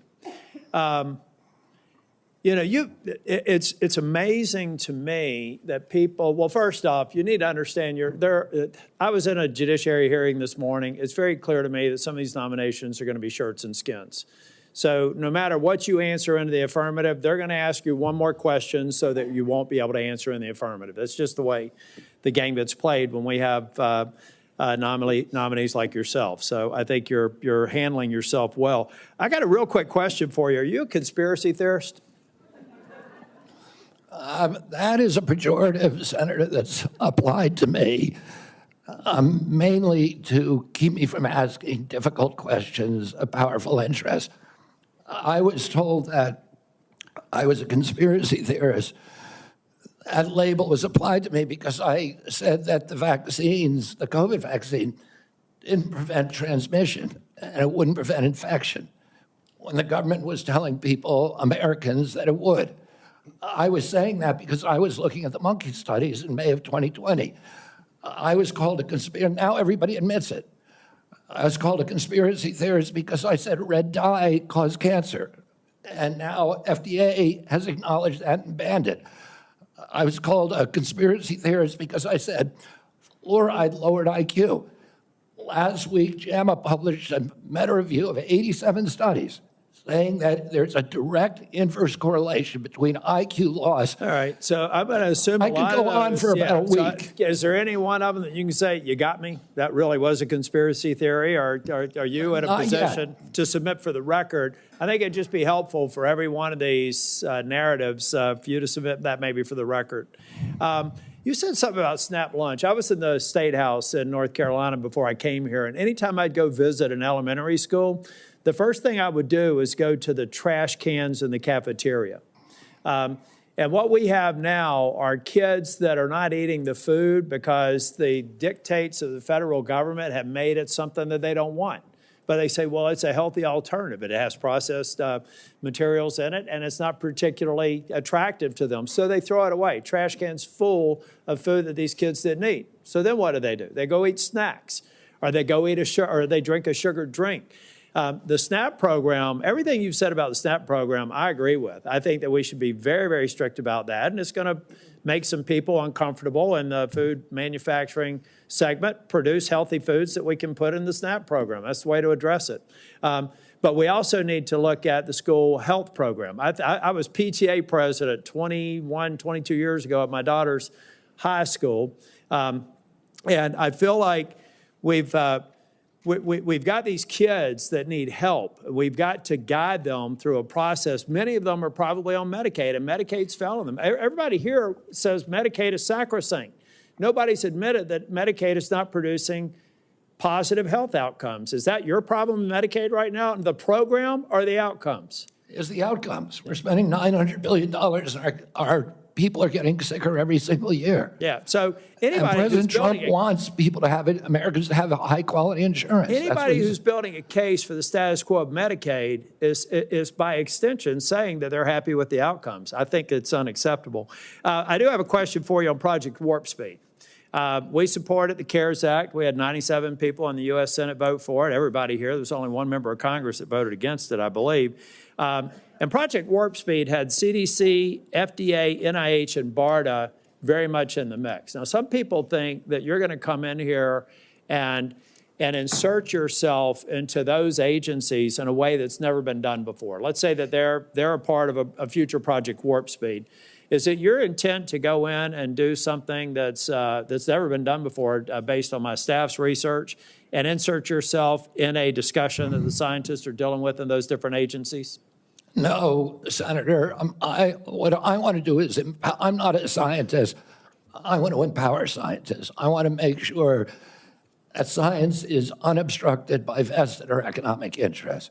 That's good. Or by bad culture. And I'll just say about Operation Warp Speed, it was an extraordinary accomplishment, demonstration of leadership by President Trump. When he promoted Operation Warp Speed, he was looking at all of the different remedies, including vaccines. Therapeutics, everything. Therapeutic, ivermectin, hydroxychloroquine, famotidine, even chlorine dioxide. And he was not looking at shutting down our country for the year, forcing people to wear masks for a year, forcing all social distancing that did not have any scientific basis, which Dr. Fauci has now acknowledged. He said, we took it out of thin air. But all of those changed during the Biden administration. And it became very narrowly focused. We ended up with the worst, the highest death count of any country in the world. Mr. Chair, if I can just ask one final question, and I think it's a one-word answer. I've heard a lot of people complaining about health care delivery, Medicaid. On the other side of the dais here, who's been responsible for health care policies over the last 4 years? The Biden administration. I mean, the president, the Biden, okay. Yeah. So I'd like to have heard more of those in oversight hearings over the last 4 years. I haven't, but I'm glad that there's an acknowledgement that you're inheriting a problem that needs to be fixed. Thank you. Thank you, Senator. Senator Sanders. Thank you, Mr. Chairman. Mr. Kennedy, thanks for being with us. I very much like the slogan that you coined, Make America Healthy Again. And I strongly agree with that effort. Despite spending, as you indicated, 2 or 3 times as much per capita on healthcare as other nations, we have 85 million people who are uninsured, underinsured. We have all kinds of chronic illnesses. Our life expectancy is lower than other countries. And for working class people in this country, they are living 6, 7 years shorter lives than the top 1%. We got a problem, okay? And I'm going to suggest some ideas that I think can remedy that. Last year, the insurance industry in this country made over $70 billion, while at the same time, 85 million Americans are uninsured or underinsured. Do you agree with me that the United States should join every other major country on earth and guarantee health care to all people as a human right? Yes? No? Senator, I can't give you a yes or no answer to that question. Health care a human right? Is health care a human right? In the way that free speech is a human right, yeah. I would say it's different because with free speech doesn't cost anybody anything, but in healthcare, if you smoke cigarettes for 20 years and you get cancer, you are now taking from the pool. Well, and so are you guaranteed the same right, or is there also a duty? I'm sorry. I'd love to talk for an hour with you. We got a few minutes left here. All right. Every other country on earth says healthcare, whether you're poor or rich, young or old, is a human right. I'm not hearing you say that. All right. You've talked about the drug companies, and maybe we agree on this one. As you all know, despite the drug companies making over $100 billion in profits, paying CEOs outrageous compensation packages, we, in some cases, pay 10 times more for the same drug. will you support legislation that I will introduce which says that in America we should not be paying a nickel more for prescription drugs than people around the rest of the world? Yes, no? To equalize it, Not to equalize it, that we should not be paying more than other countries for the same damn drug. President Trump has asked me, in fact, I had a meeting with President Trump a week ago where we showed him the charts. He knows the charts. We're paying 10 times more from Europe. That's right.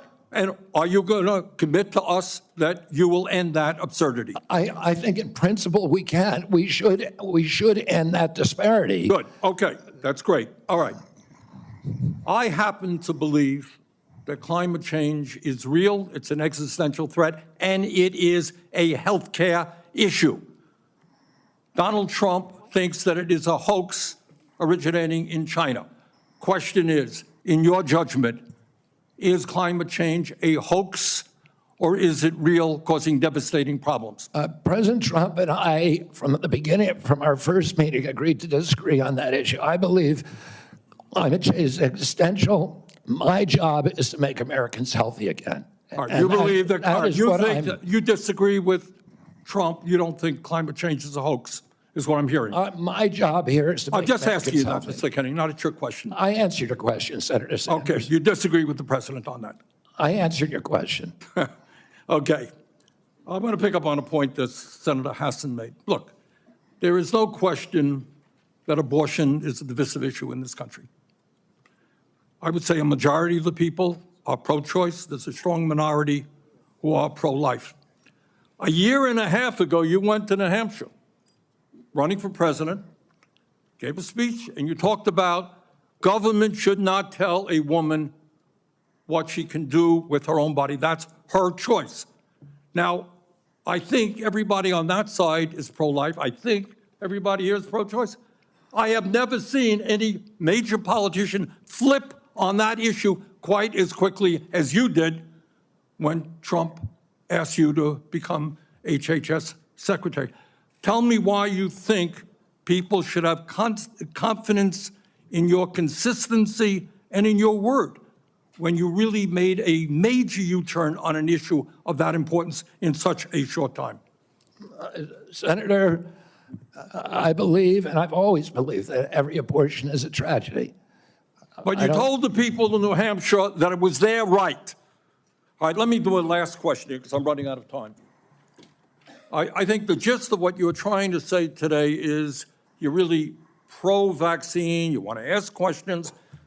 You have started a group called the Children's Health Defense. You're the originator. Right now, as I understand it, on their website, they are selling what's called onesies. These are little things, clothing for babies. One of them is titled Unvaxxed, Unafraid. Next one, and they're sold for $26 a piece, by the way. Next one is No Vax, No Problem. Now, you're coming before this committee and you say you're pro-vaccine. Just want to ask some questions. And yet your organization is making money selling a child's product to parents for $26, which casts fundamental doubt on the usefulness of vaccines. Can you tell us now that you will, now that you are pro-vaccine, that you're going to have your organization take these products off the market? Senator, I have no power over that organization. I'm not part of it. I resigned from the board. Yeah, that was just a few months ago. You founded that. You certainly have power. You can make that call. Are you supportive of this? I've had nothing to do with leadership. Are you leadership. supportive of these onesies? I'm supportive of vaccines. Are you supportive of this clothing, which is militantly anti-vaccine? I am supportive of vaccines. Right. I will. I want good science, and I want to protect. But you will not tell the organization you founded not to continue selling that product. Thank you, Mr. Chairman. Senator Blackburn. Thank you so much, Mr. Chairman, and thank you so much for being with us today. And I have no doubt that you will be confirmed and you are going to do such a solid job for the people of this country.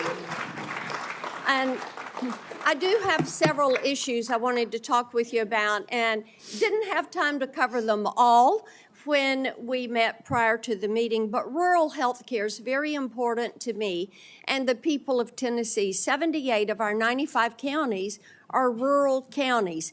Now, over the last few years, we've seen hospital closures. So we have focused on access in rural areas. And my rural health agenda, which is bipartisan, focuses on innovation, telehealth, access points. It focuses on work shortages, and also Senator Warner and I have together focused on making certain that we address the area wage index and do that fairly for our citizens that are in rural communities. So I would like a commitment from you that when confirmed, you and your CMS administrator will work with us to make certain that the area wage index is balanced and that it is fair to rural areas.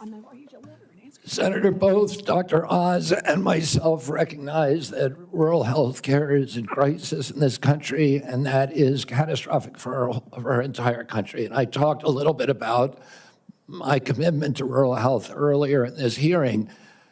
The regional price points, as you know, are set by Congress and not by HHS. I will certainly, and I know Dr. Oz will certainly work with you to make them sensible. We look forward to that. Also, you and I, before you came forward as the secretary, the nominee, we had talked in years past about over-medicating youth and concerns over that. And I was looking at a report from TennCare, which is our Medicaid program in Tennessee.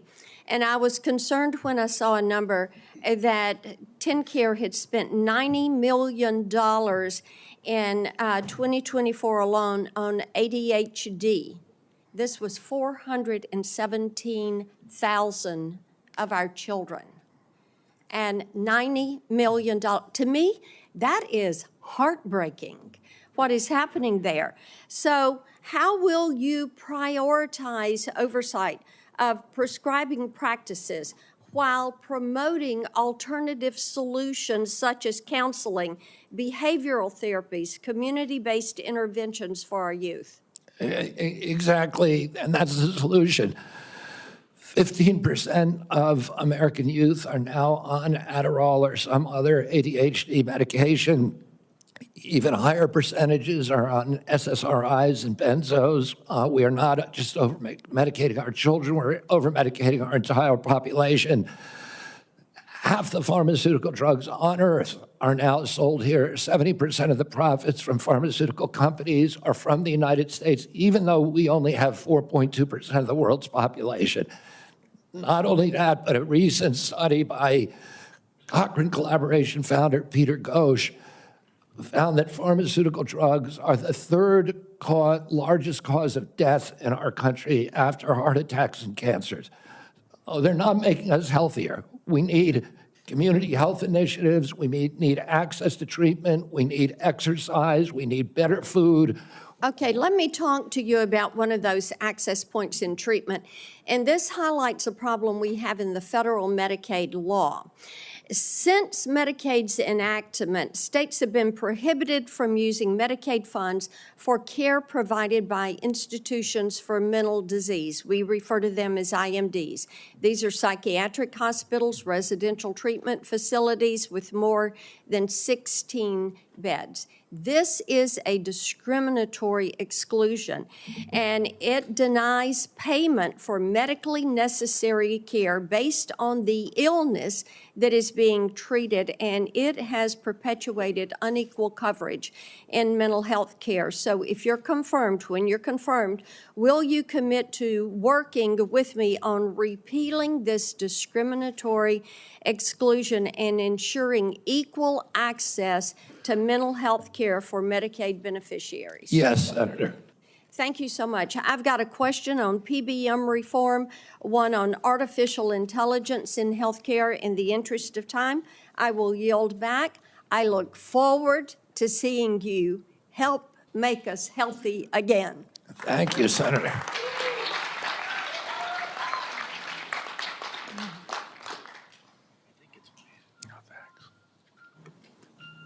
Senator Lujan. What? No, you're next. I'm next. Excuse me, just, I made a mistake. It's Senator Cantwell. Thank you so much. Thank you, Mr. Chairman, and just congratulations on your nomination, Mr. Kennedy. And I've been absent only because I've been in another hearing with the nominee to be the Commerce Secretary. So I will review everything that you've said today and look at that diligently. But one of the things that I wanted to discuss with you is I represent a very big innovation state, and innovation in healthcare specifically. Innovation like NIH funding to the Fred Hutch Cancer Center that helped develop the HPV vaccine, which has the potential to eliminate over 95% of cervical cancer.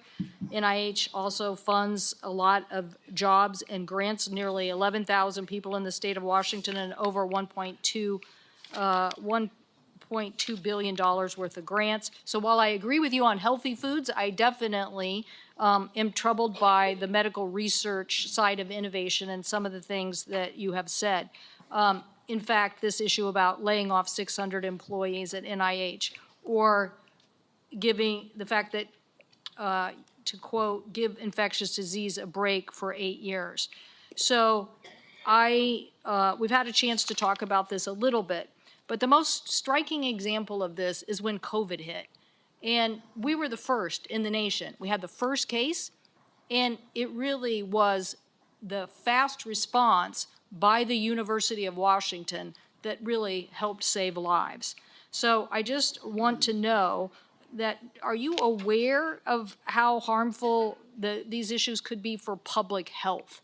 That public health in and of itself could be affected by these kind of anti-science views? Senator, I have always been a science person, a pro-science person. I believe in evidence-based medicine, in gold standard science. When I said, and I've explained this before you came in, that 600 people out of a workforce of 91,000 is pretty typical. Last year alone, President Biden replaced 3,000 people at HHS and 700 at NIH. I want to say this.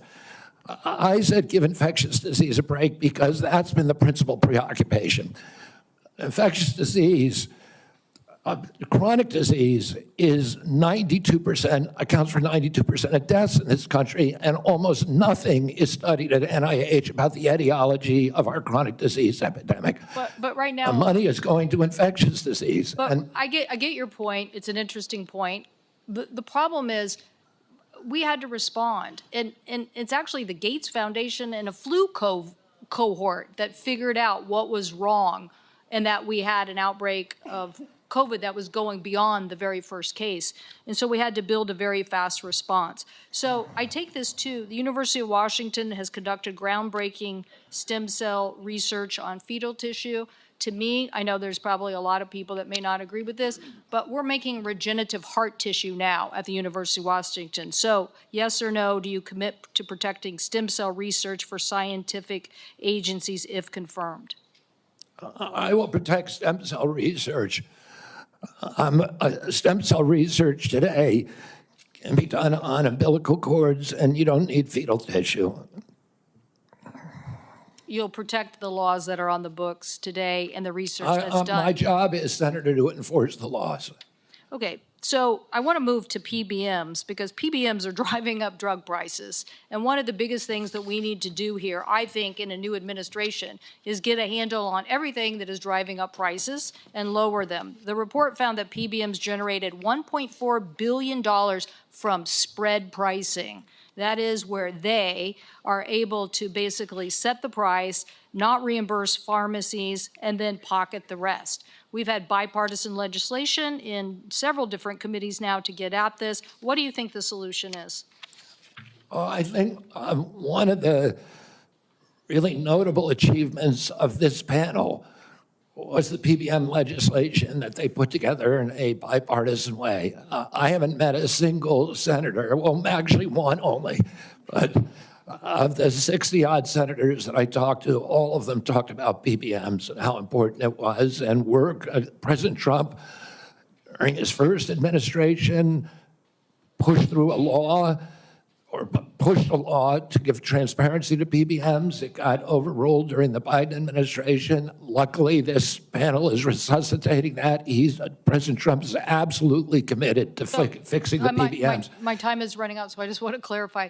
You believe that we should pass these laws that now have been proposed in the Senate? I haven't read the entire law, so I don't know, but I think that we need to reform the PBMs. I think we need to get rid of all of these vested interests that are draining money from the system. Okay, somebody suggested, though, that you thought you should convene the PBMs and talk to them about some sort of self-regulation.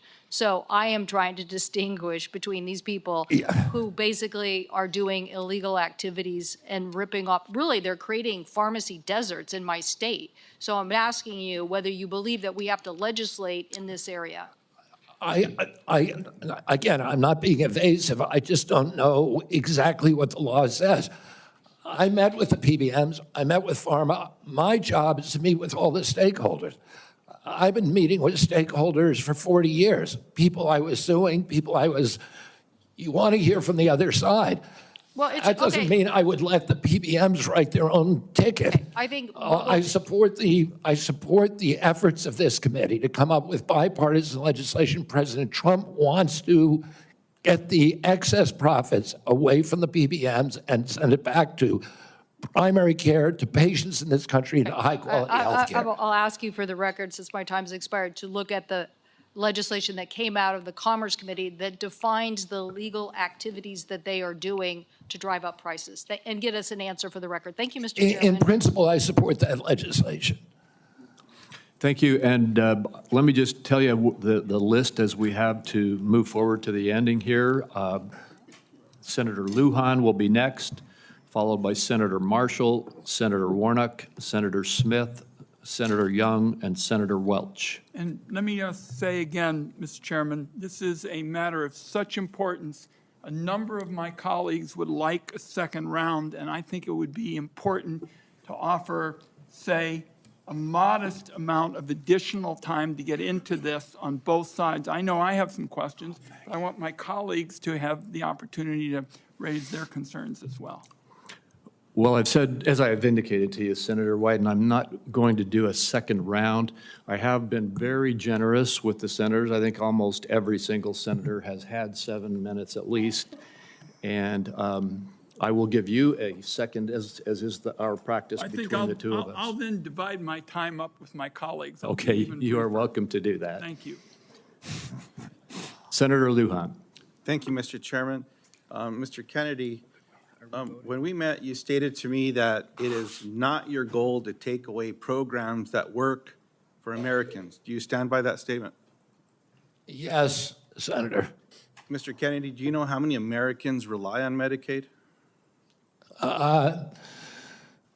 It's about 72 million plus the 7 million kids who are on chips. Appreciate that, 72 million.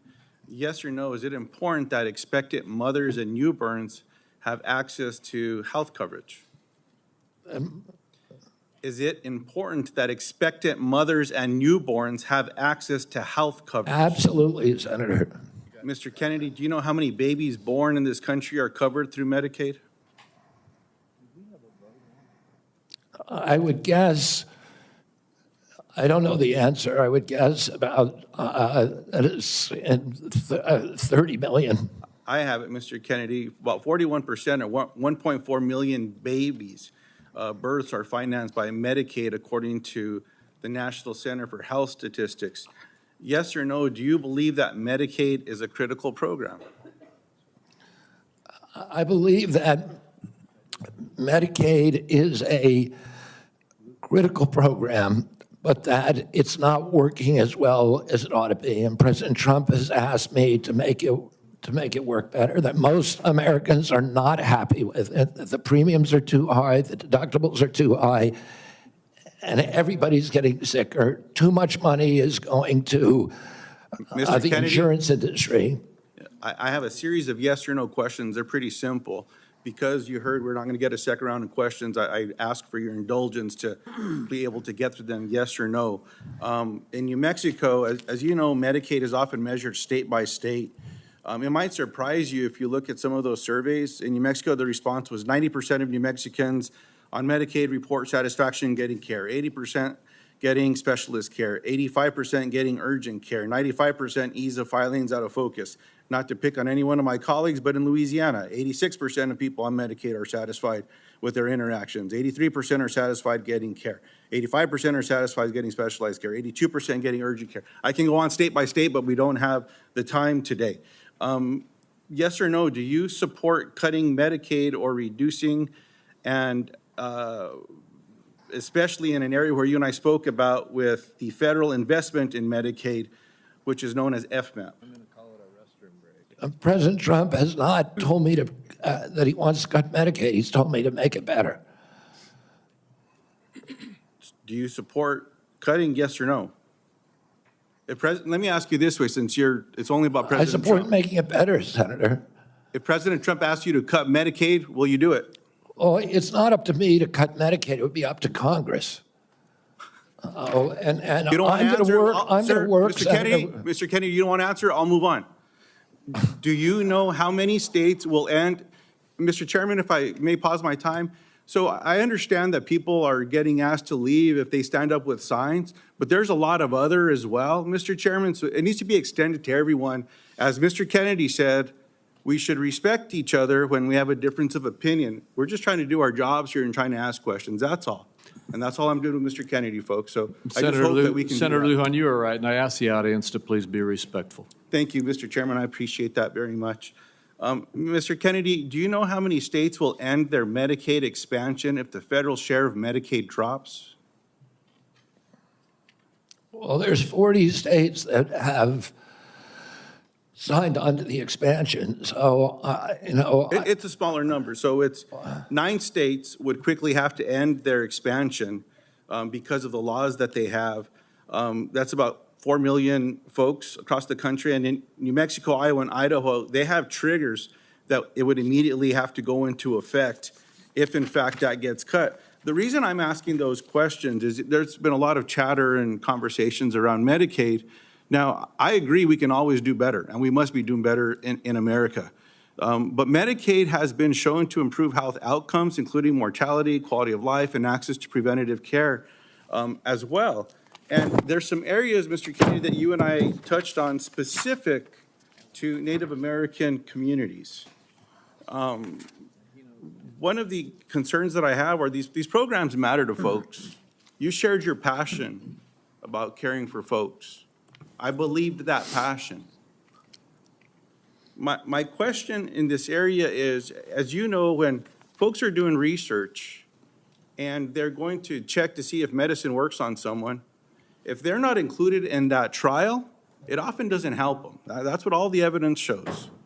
So what are you going to do when programs are eliminated to require the inclusion of Native Americans in clinical trials when it comes to life-saving medicine? I'm going to do everything I can to make sure that there's Native Americans in clinical trials. As I said to you when I visited your office, I spent 20% of my career working on Native issues. My family's been deeply involved with them. My father and uncle were big critics of the Indian Health Service, a failure to deliver good health results or health care on the reservations. I'm going to bring a Native in for the first time in history into my central office, that all the major decisions in my office will be that he will have it. We've already interviewed a candidate, a very, very good candidate, will have direct impact on all the major offices. One of my priorities is to improve. I appreciate that. I have a follow-up in that space specifically. Will you commit to finalizing the congressionally mandated FDA guidance to increase clinical trial diversity? Just repeat that again. I'm sorry, Will Senator. you commit to finalizing the congressionally mandated FDA guidance to increasing clinical trial diversity? Yes. I appreciate that. Will you commit to reinstating all of the pages that were eliminated and people that were fired from this administration that have this responsibility? I cannot commit to that because I don't know who they are. Well, there's I'll some commit folks out to there doing the working work. with you to make sure Kennedy, those positions are adequately staffed. I will follow up in writing in those specific areas because I think there's some commonality here, but answers matter. And so I'd like to get those as timely as possible. The last thing, Mr. Chairman, that I'll say is one of the conversations I had last before this hearing was with a family that I've been working with to work with my Republican colleagues when it comes to autism and federal programs and making a difference in these families' lives and this little girl's life. What I'm asking now, Mr. Chairman, is unanimous consent to enter into the record an article from Autism Speaks titled, quote, "Do Vaccines Cause Autism?" End quote. And I'll note that the first sentence states, quote, "Vaccines do not cause autism," end quote. Thank you. I yield back. Without objection. And before we move on, we've had a request from several quarters for a quick restroom break. We will take a 5-minute recess. I'm sorry to those remaining 5 or 6 senators who must wait a few minutes, but we will have a quick break. We will be back as soon as we can.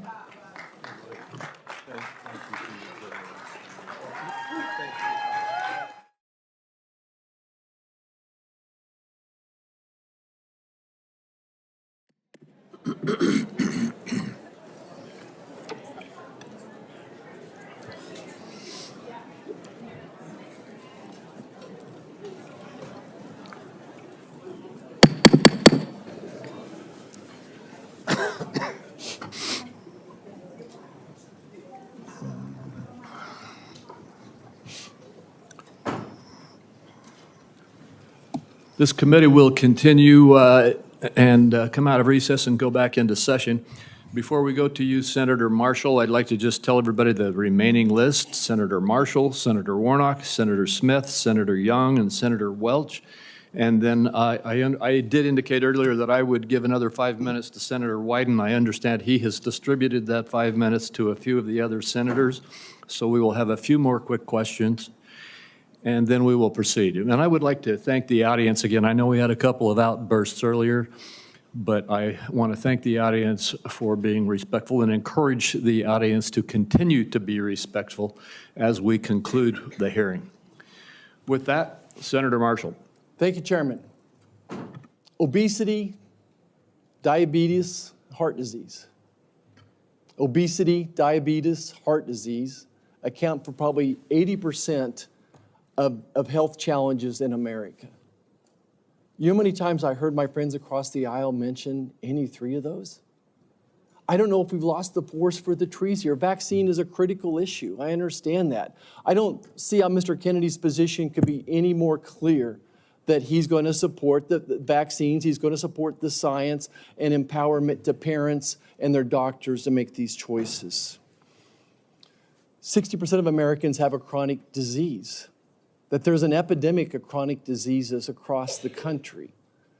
And this Make America Healthy Again movement is palpable to me. It started on the campaign trail in 2020 when moms I'd never met, that never involved in the political process, came up to me and said, look, I want to make these choices about my children with my doctor, not the federal government. That it's a very real thing. Moms, dads, grandparents across the country grab me and say, look, why do 20% of our children now, why are they on a prescription drug? So, Mr. Kennedy, what is your prescription to help make America healthy again? What's your vision? What does that look like to you? Thank you, Senator Marshall. We're having epidemics of all these chronic illnesses, autoimmune diseases, neurological diseases, allergic diseases, obesity. When my uncle was president, 3% of Americans were obese. Today, 74% of Americans are obese or overweight. No other country has anything like this. In Japan, the obesity rate is still 3%. And epidemics are not caused by genes. Genes may provide the vulnerability, but you need an environmental toxin. Oh, something is poisoning the American people, and we know that the primary culprits are changing food supply, the switch to highly chemical-intensive processed foods. We have 10,000 ingredients in our country, in our foods. The Europeans have only 400. If you buy McDonald's French fries in our country, there's 11 ingredients, my understanding. In Europe, there's only 3. If you buy Fruit Loops in our country, they're loaded with food dyes, with yellow dye, red dye, blue dye, and many other ingredients. The same company makes the same product with different ingredients for Canada and Europe. And at age, we don't have good science on all these things. And that is deliberate. That's a deliberate choice not to study the things that are truly making us sick, that are not only contributing to chronic disease, but to mortalities from infectious disease. We need to get a handle on this, because if we don't, it's an existential threat. Our country is not going to be destroyed because we get the marginal tax rate wrong, or because we get one of these culture war issues that we've been talking about today wrong. It's going to be destroyed if we continue down this trajectory of chronic disease. We need to fix our food supply, and that's the number one. Thank you, Mr. Kennedy. Certainly, I share your concern with ultra-processed foods. On the other end of this food chain are my farmers and ranchers back home. Would you just take a second and share your compassion, how you feel about farmers and ranchers, that they respond to the market? They don't dictate the market. They grow what the market is wanting them to grow. And Senator Hawley told me the other day that his brother-in-laws are all farmers. And he said 4 out of every 5 of his brother-in-laws has Parkinson's disease. And that kind of cluster we're seeing across farm country of cancers, autoimmune diseases, obesity, et cetera. Oh, and we can now not export American food to Europe because the Europeans won't take our food. That's not good for farmers. We're also destroying our soil because some of the chemicals that farmers use destroy the microbiome, and that causes the erosion of the soil. You can't get water infiltration. Water pools up and it washes the soil off. Agronomists now estimate that we only have, if we continue doing these processes, only 60 harvests left before our soil is gone. Farmers are using seeds and chemicals that are, over the long term, are costing them and us. And what we need to do is we need to support the farmers. We need the farmers as partners if we're going to make them work. And I don't want a single farmer to go out of business under our watch. I don't regulate farms. If I'm privileged to be confirmed, I'm not regulating farms. That's under USDA. But I want to partner with all of my decisions with USDA and with the farm community to make sure that we don't lose more farmers in this country, but that we also transition. We offer and incentivize transitions to regenerative agriculture, to no-till agriculture, and to less chemically intensive. And by the way, I've also met with the chemical industry and the fertilizer and herbicide companies, and they want to do the same thing. Oh, and I think we're on the trajectory to do that, and we need to incentivize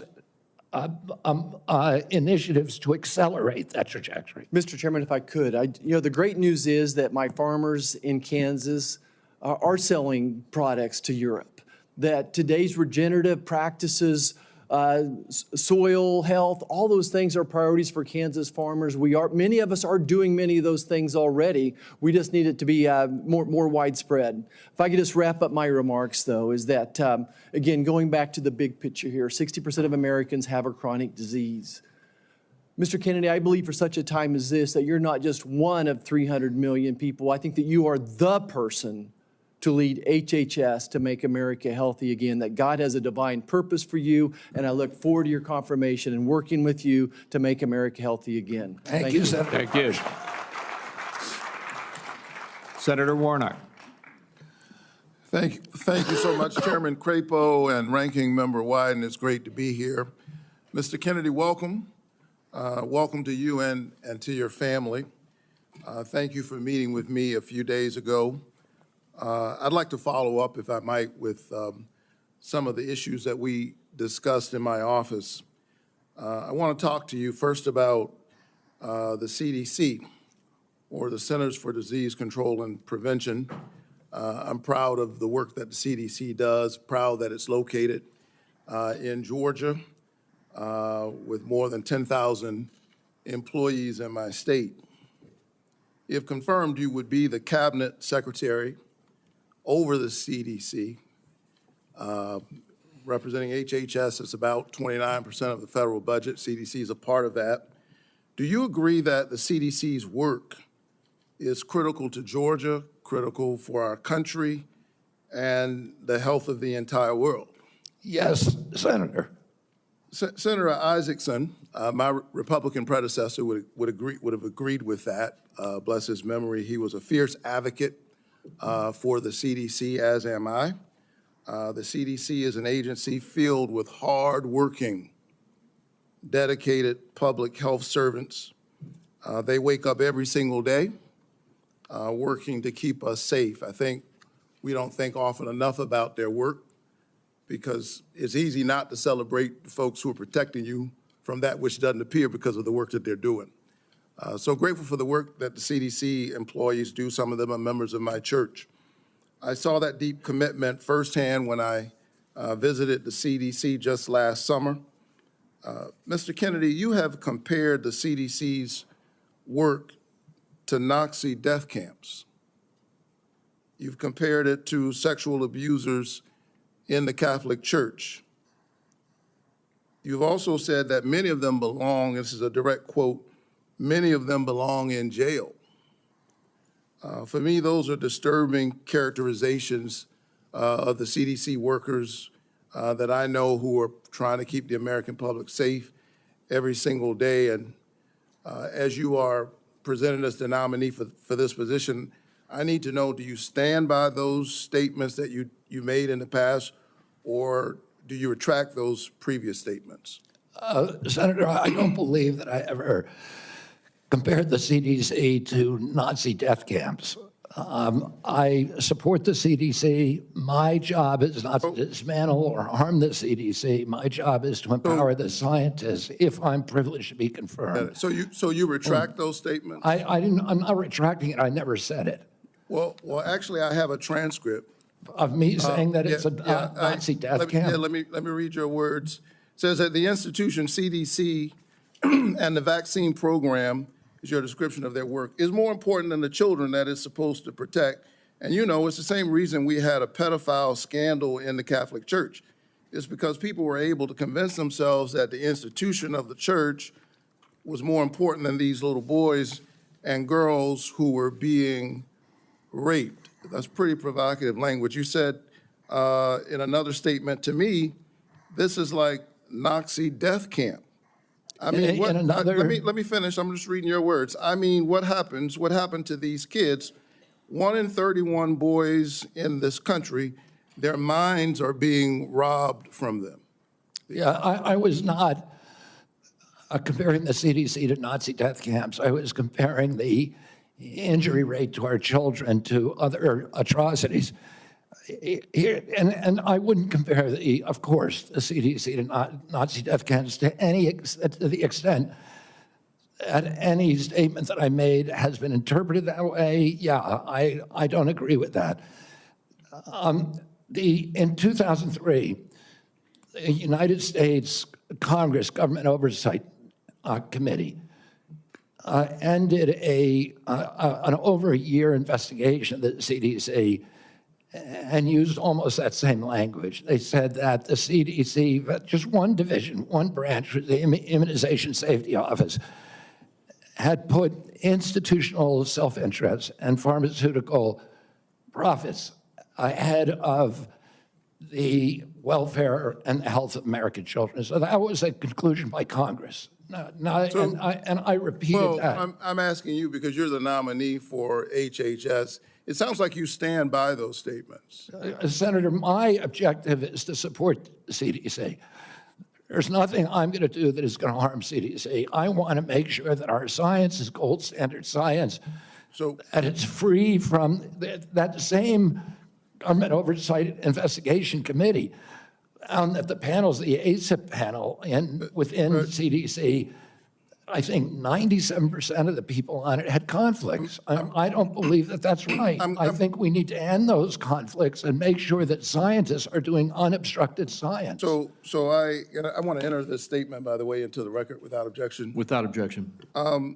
Last week, the White House gagged HHS and the CDC, preventing them from communicating all important public health information to anyone, including all of our allies, including our allies in the United States and global disease prevention. Can you just answer yes or no, because I'm running out of time? Do you agree with that action? I was not consulted on it, but that's pretty much standard operating procedure for incoming administration. So you agree with the action that gagged HHS and CDC from communicating important public health information to the public? That directive made sure that no public health, that only non-essential travel and mass communications were temporarily suspended pending the confirmation of a new HHS secretary. This is standard operating procedure for every administration. I get it. I don't think what we've seen over the last several days is standard operation for new administrations. I think we're seeing some unprecedented actions, but you agree with it. Last night, members of the CDC, along with other federal employees, were actually invited to resign, these buyouts.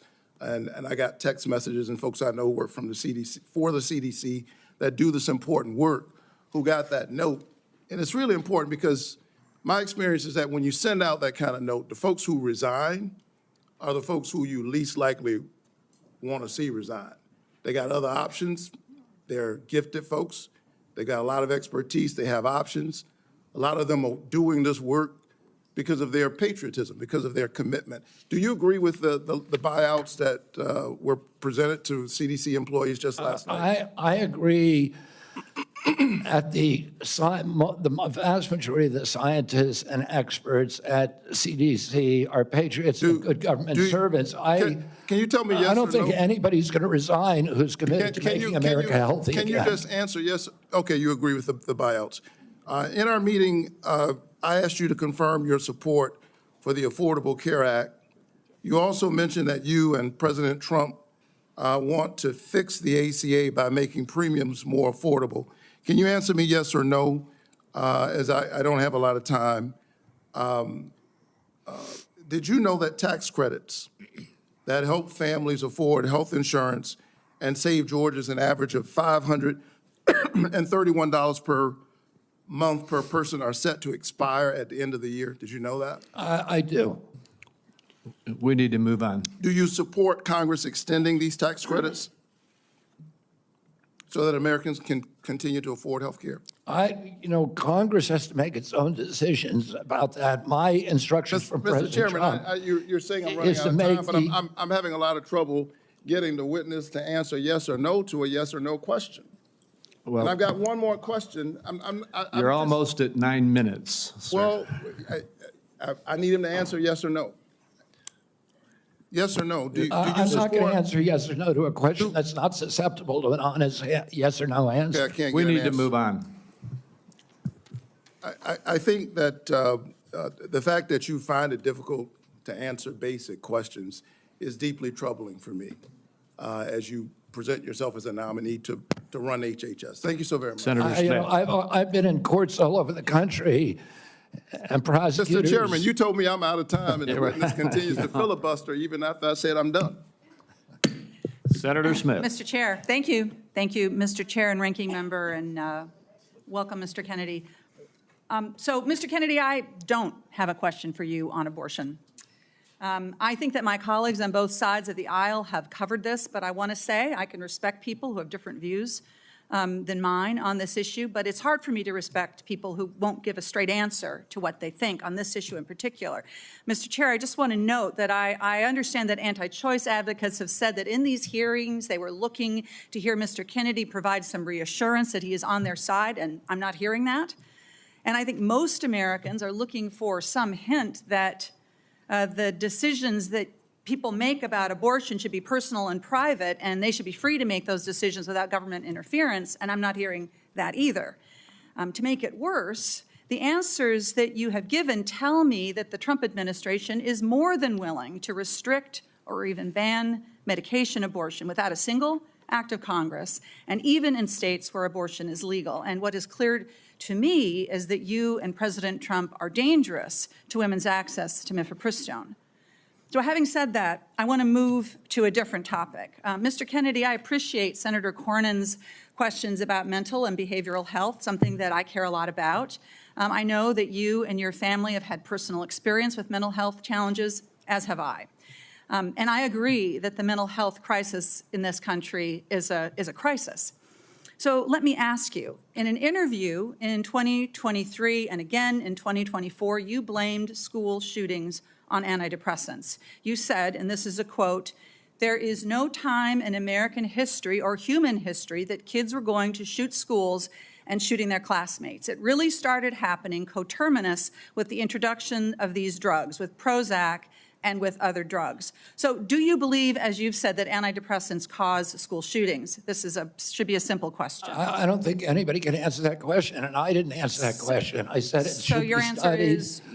I said it should be studied along with other potential culprits, like So they may cause social media. But I don't know. I would never make, because there's no science on that, Well, Senator. there is, Senator. There is, Mr. Kennedy. Thank you for the promotion. The science shows that there is no link between school shootings and antidepressants. And in fact, most school shooters were not even treated with antidepressants. And of those that were, there was no evidence of association. You know, I don't think you my can question say that, is, Senator, because of HIPAA rules, nobody knows. well, that is, Mr. Kennedy, do you think that people who take antidepressants are dangerous? I think, listen, I'm not going into HHS if I'm privileged to be confirmed with any. So you can't say that people to impose any preconceived ideas that I may have. I just want to have good science. So you're not saying that they aren't dangerous, which means that they could be dangerous. Let me ask you this. That's not true. You've described Americans who take mental health medications as addicts who need to be sent to wellness farms to recover. Is that what you believe? No, of course, I didn't say that Yes, anybody should be compelled to do anything. No, but you said they should be sent. I said they should be available to them. I didn't say they should be sent. You said that folks that take antidepressants are like addicts. That I can provide that, Oh, I think they should have the availability. Listen, I know people, including members of my family, who've had a much worse time getting off of SSRIs than people have getting off of heroin. It's the withdrawal period is, I mean, and it's written on the label. I have some This experience is very well with this documented. myself, Mr. Kennedy.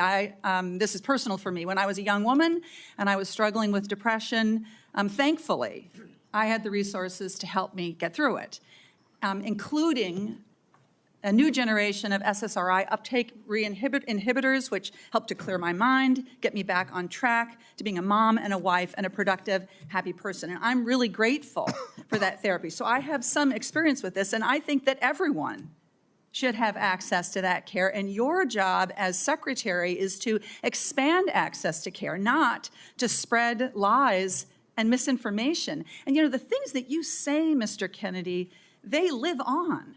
They have impact. And, you know, we're having this conversation at the same moment that my Republican colleagues are looking to try to figure out how to save money any way they can. And so they want to cut Medicaid. Let's just think about this for a minute, because you're going to be, should you be confirmed, you would be responsible for CMS, which provides mental and behavioral health care to millions of Americans. Close to 40% of folks on Medicaid have a behavioral health condition. And you would be part of this administration that would be looking to cut Medicaid.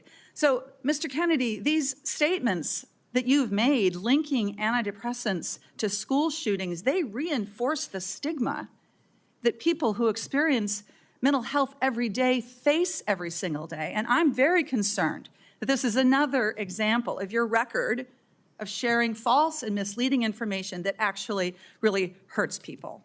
Senator, you're Thank you, mischaracterizing my statements. I am only putting into the record what you have said, Mr. Kennedy. You're mischaracterizing my statements, and I'm happy that you had a good experience on SSRIs. Many Americans have very good experience on it. Others have That not. would be an issue between them and their physicians, and not for the exactly. future head of HHS to be just putting out misinformation about the dangers of SSRIs and other antidepressant medication, spreading the stigma and the fear that we're actually trying to overcome. Do you think physicians, when they make that prescription, ought to have access to good science? Of course they do. And That's all I believe, too. And you and I are in agreement, Senator. And to your point that you made when you made these statements, it was not based on good science. I don't know what it was based on. I was saying the science needed to be done. I was saying these are potential culprits.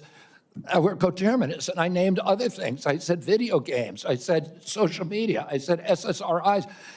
SSRIs have a black box warning of suicidal, homicidal behavior. Mr. Chair, I will submit to the chair the information that I have about what Mr. Kennedy has said of linking antidepressants to school shootings. Thank you.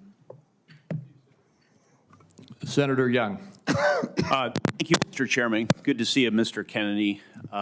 To follow up on that spirited exchange, in talking with you and reading about your vision for the department, you said one of your goals is to return public health agencies to the gold standard of scientific review. You've alluded to the gold standard a number of times today. So I'm going to give you an opportunity, uninterrupted, but hopefully not too extensive, to tell me and others what you mean by this gold standard. The gold standard means real scientific research with replication of studies, which very rarely happens now at NIH. We should be giving at least 20% of the NIH budgets to replication. We should make sure that all the science is published with the raw data. We should make sure that the peer reviews are also published. And I'll give you a quick example. 20 years ago, NIH scientists did a study on Alzheimer's, which they said it was caused by amyloid plaque. After that, NIH shut down studies of any other hypothesis. 20 years later, we now know that those studies were fraudulent. NIH has funded 800 studies on a fraudulent hypothesis. And we've lost 20 years in figuring out how to a cure for Alzheimer's. And that's just one example. I could give you hundreds. We need to end that. We need to end the old boy system. We need to have replicatable science and be completely transparent about raw data. Thank you, sir. In recent years, particularly during the COVID pandemic, there's been a lot of skepticism about our public health institutions.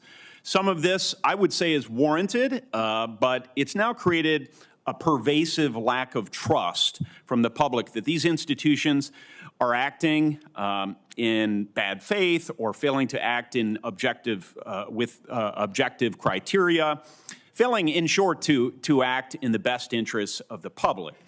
If confirmed, Mr. Kennedy, how will you work to regain the public's trust? I suspect it will take some time in these important public health institutions. Through radical transparency, I'm going to make the reason people don't trust the public health agencies is because they haven't been trustworthy. And you gave the example of COVID. At the beginning of COVID, everybody was rushing to get that vaccine. We had over a 90% vaccination uptake. Yes, sir. CDC's most recent recommendation is that Americans take the 8th booster. Only 23% of Americans are complying. That means 77% of Americans no longer trust CDC, and that is the problem. Yes, sir.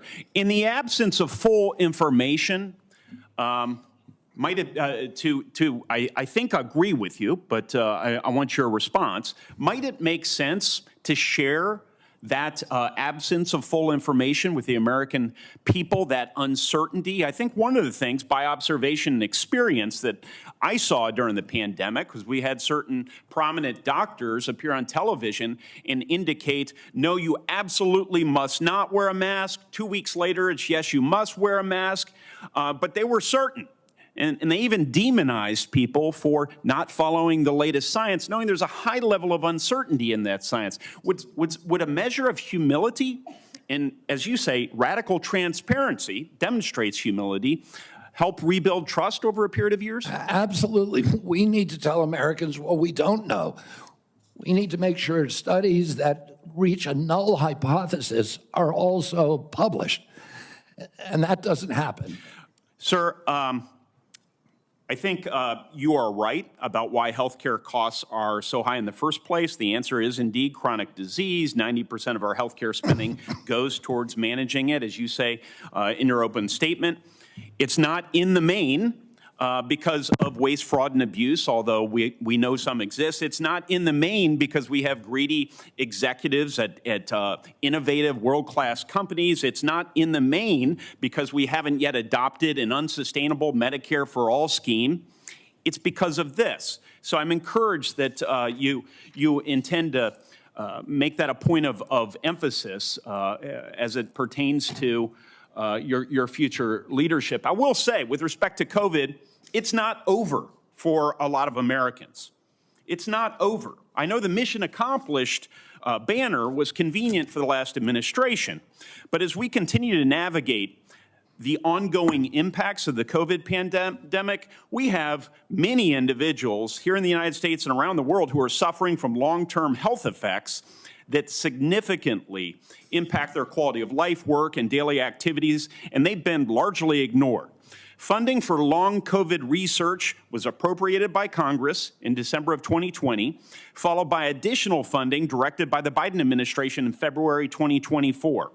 Patient groups and industry publications have criticized the slow pace of clinical trial design and enrollment. If confirmed, will you collaborate with healthcare providers, researchers, and effective communities to better understand and mitigate long COVID's impact? Yes or no, please? Absolutely, Senator. There's 16 million Americans.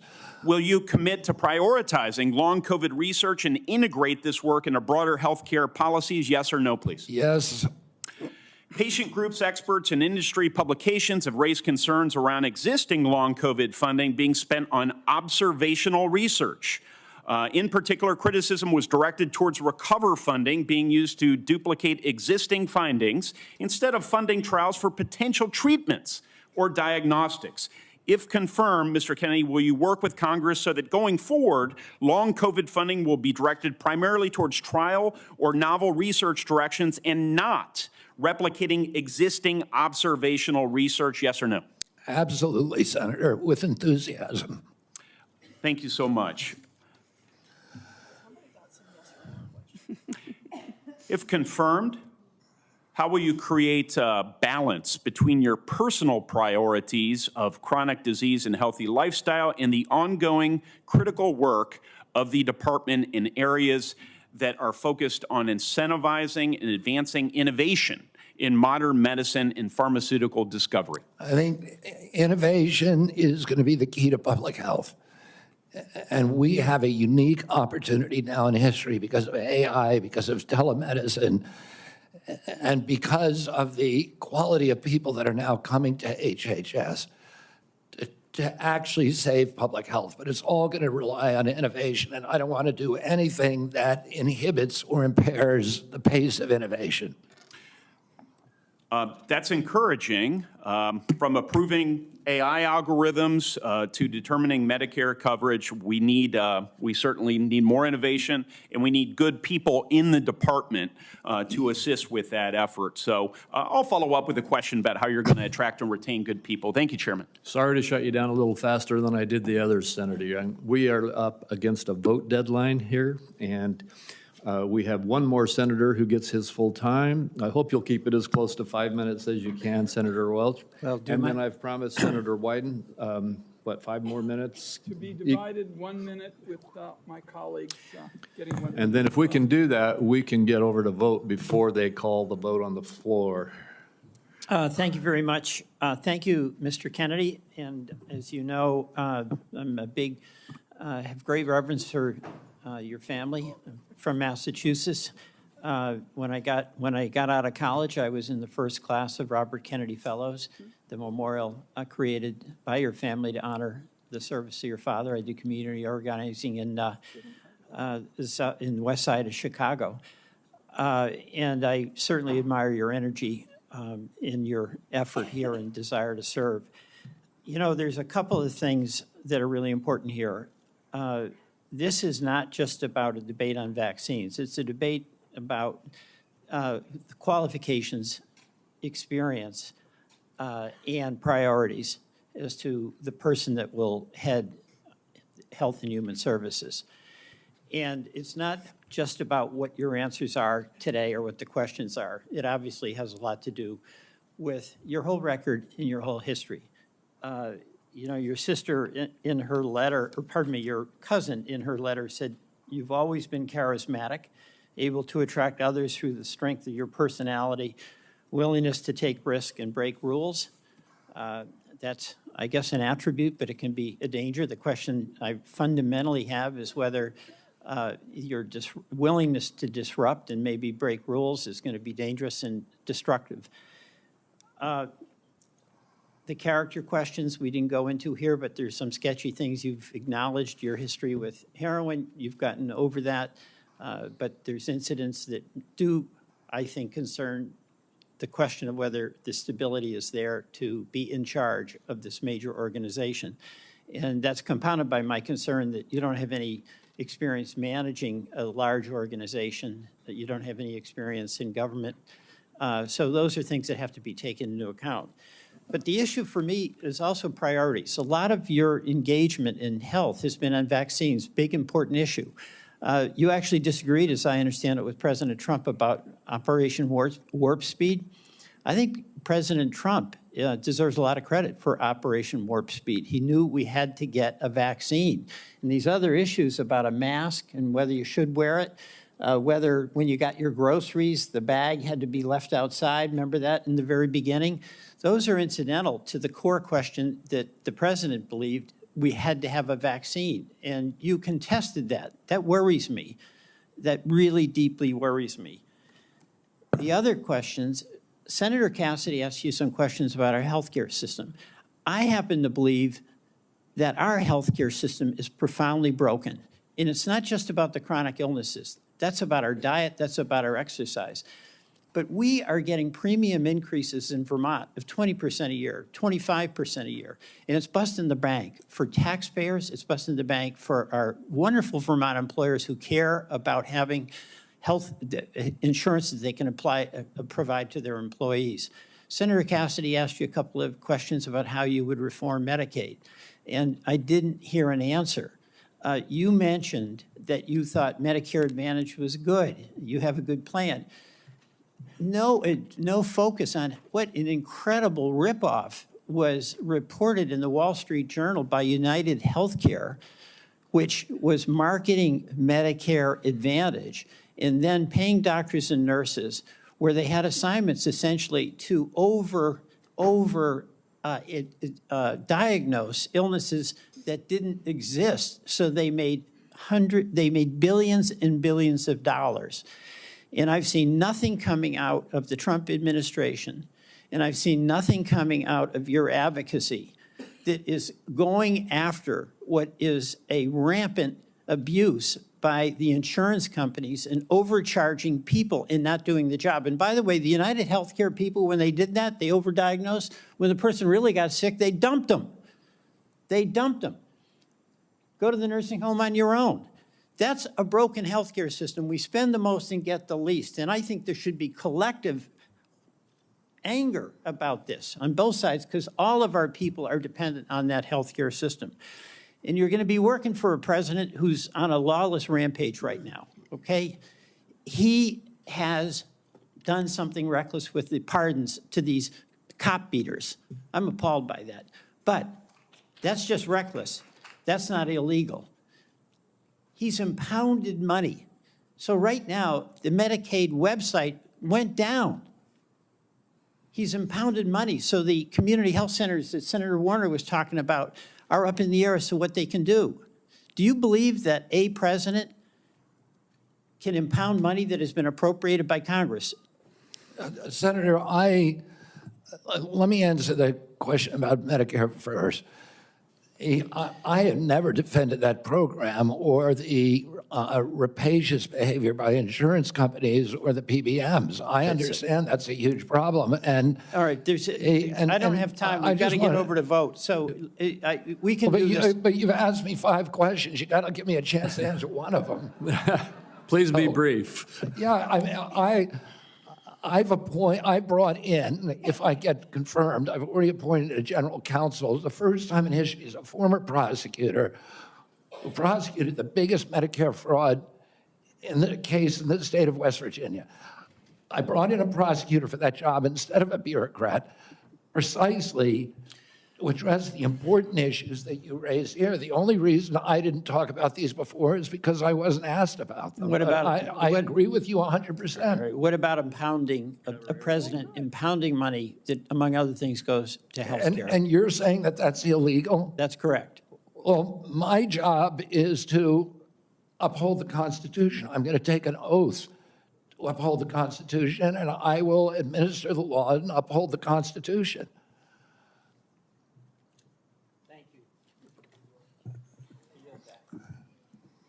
Mr. Chairman, I believe under what we've discussed, I control 5 minutes. I'm going to take 1 and give 1 to each of my 4 colleagues that remain. All right, and I would just say this vote, they're going to call it in about 8 minutes. Thank you. So we have very little time. 2 hours ago, colleagues, I asked Mr. Kennedy to reconcile his many anti-vaccine statements with his handful of pro-vaccine statements.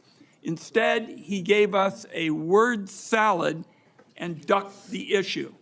The same was true, Mr. Kennedy, with respect to measles, where you wrote a book playing down the threat of measles, even though American families are very concerned about it, and apparently families are still mourning in Samoa. And my last point would be that Mr. Kennedy said today really wasn't about him. And I just want to tell him it is all about you, because I find your presentation to be both untrustworthy and unprepared, because my colleagues have been seeing back and forth between Medicare and Medicaid, and it's not clear which program you're using when. So I want colleagues to know there is a lot more information to learn about Mr. Kennedy before we vote. I'm going to urge that to my colleagues on both sides of the aisle to not make decisions on the basis of this session. I thank you for the additional time. And I guess my next minute is Senator Whitehouse, Senator Warren, and Senator Smith. And again, 1 minute each, please. There's been a lot of conversation about late-term abortions here, and I just want to make clear what Rhode Island OBGYN doctors describe as what is almost always happening when a late-term abortion is needed. It is a childbirth gone wrong.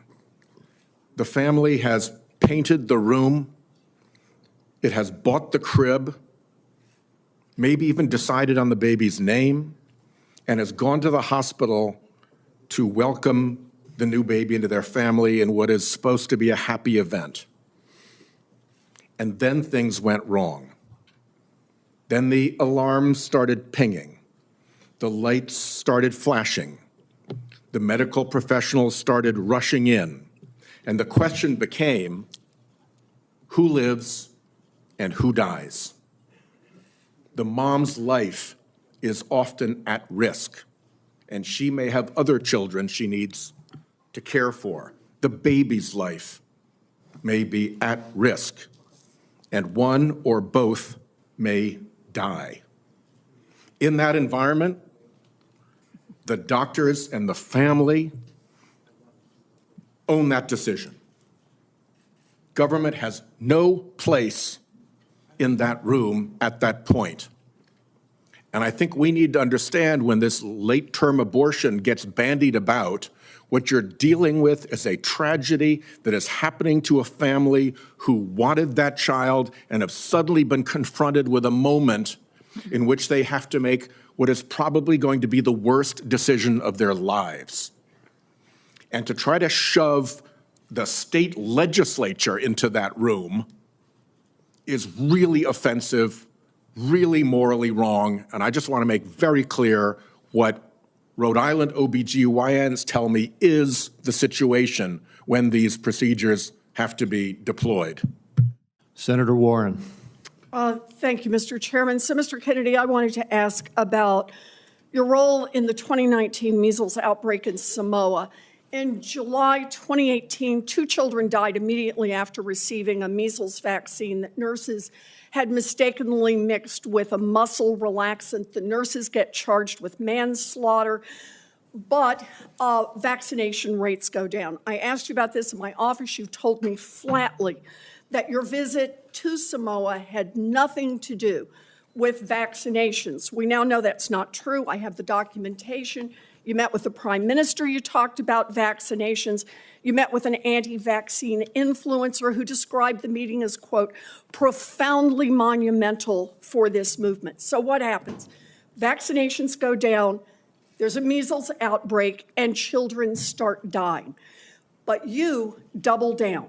You didn't give up. Just 4 days after the Prime Minister declared a state of emergency, 16 people already dead, you sent a letter to him promoting the idea that the children had died not from measles, but from, quote, defective vaccine. You launched the idea that a measles vaccine caused these deaths. You are a very influential man. In fact, you are called the leader of the Disinformation Dozen. UNICEF and WHO, the World Health Organization, investigated this. They say the claims are false. It is not biologically possible what you claimed. And yet, ultimately, more than 70 people died because they didn't get vaccines. So my question is, do you accept even a scintilla, just even a sliver of responsibility for the drop in vaccinations and the subsequent deaths of more than 70 people? Anything you do differently?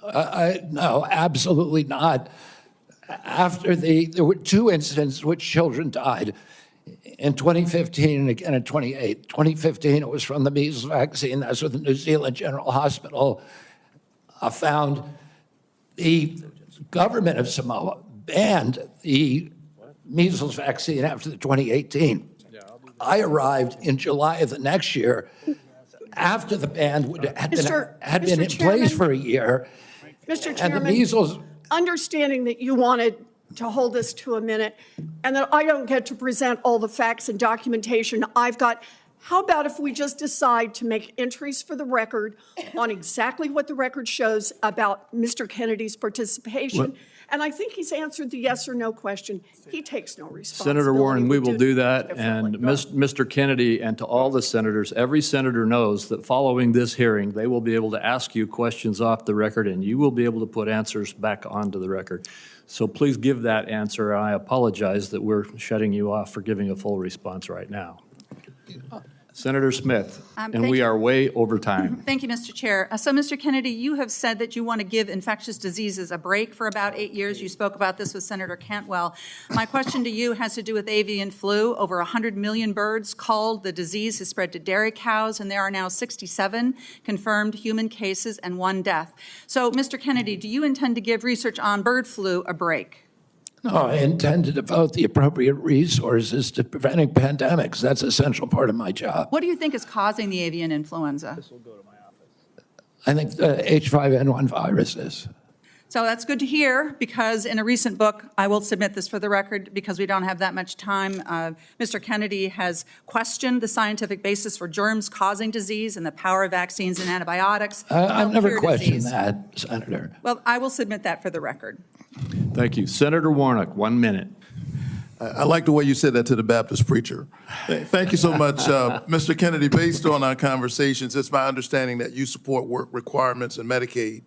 In 2020, President Trump approved a proposal from Georgia state leaders requiring Georgians to jump through a number of onerous bureaucratic hoops and fill out even more paperwork to verify work and get access to health care. I asked this as someone who represents a state that has not expanded Medicaid, federal government, because of this waiver, spent $70 million on Georgia's Medicaid waiver. 82% of that went to administrative costs. The point that I'm making is that the folks that they're insisting need to work, 90% of those folks are working, they are caregivers, or they have a disability. Let me give you one example. A woman I think of all the time, her name is Heather. She's a traveling nurse from Dalton, Georgia, who falls into the Medicaid coverage gap. Heather experienced a series of small strokes, leaving her unable to work full-time. She's dedicated her life to caring for patients, but now she can't afford her own medical care, out-of-pocket costs, because she doesn't make enough to qualify for tax credits to buy private insurance. What does Heather need? Does she need work requirements, or does she need access to health care so she can finally get healthy and get back to work? The individual that you described would need health care and not a work requirement. Thank you. Thank you. Thank you. Thank you, and we are done with the questioning now. Mr. Kennedy, I apologize to you, to the audience, and to all of my colleagues to have to rush it here at the end, but we have a vote on the Senate floor that they're going to close in about 3 minutes. I want to thank you for appearing before this committee. You have been accessible to the members and staff on both sides of the aisle of the Finance Committee throughout a rigorous process, and I want the whole world to know that you spent hours in meetings answering questions outside of this hearing and providing documents and responses on issue after issue after issue. You've gone through the most thorough vetting process that any committee in this Congress puts anybody through.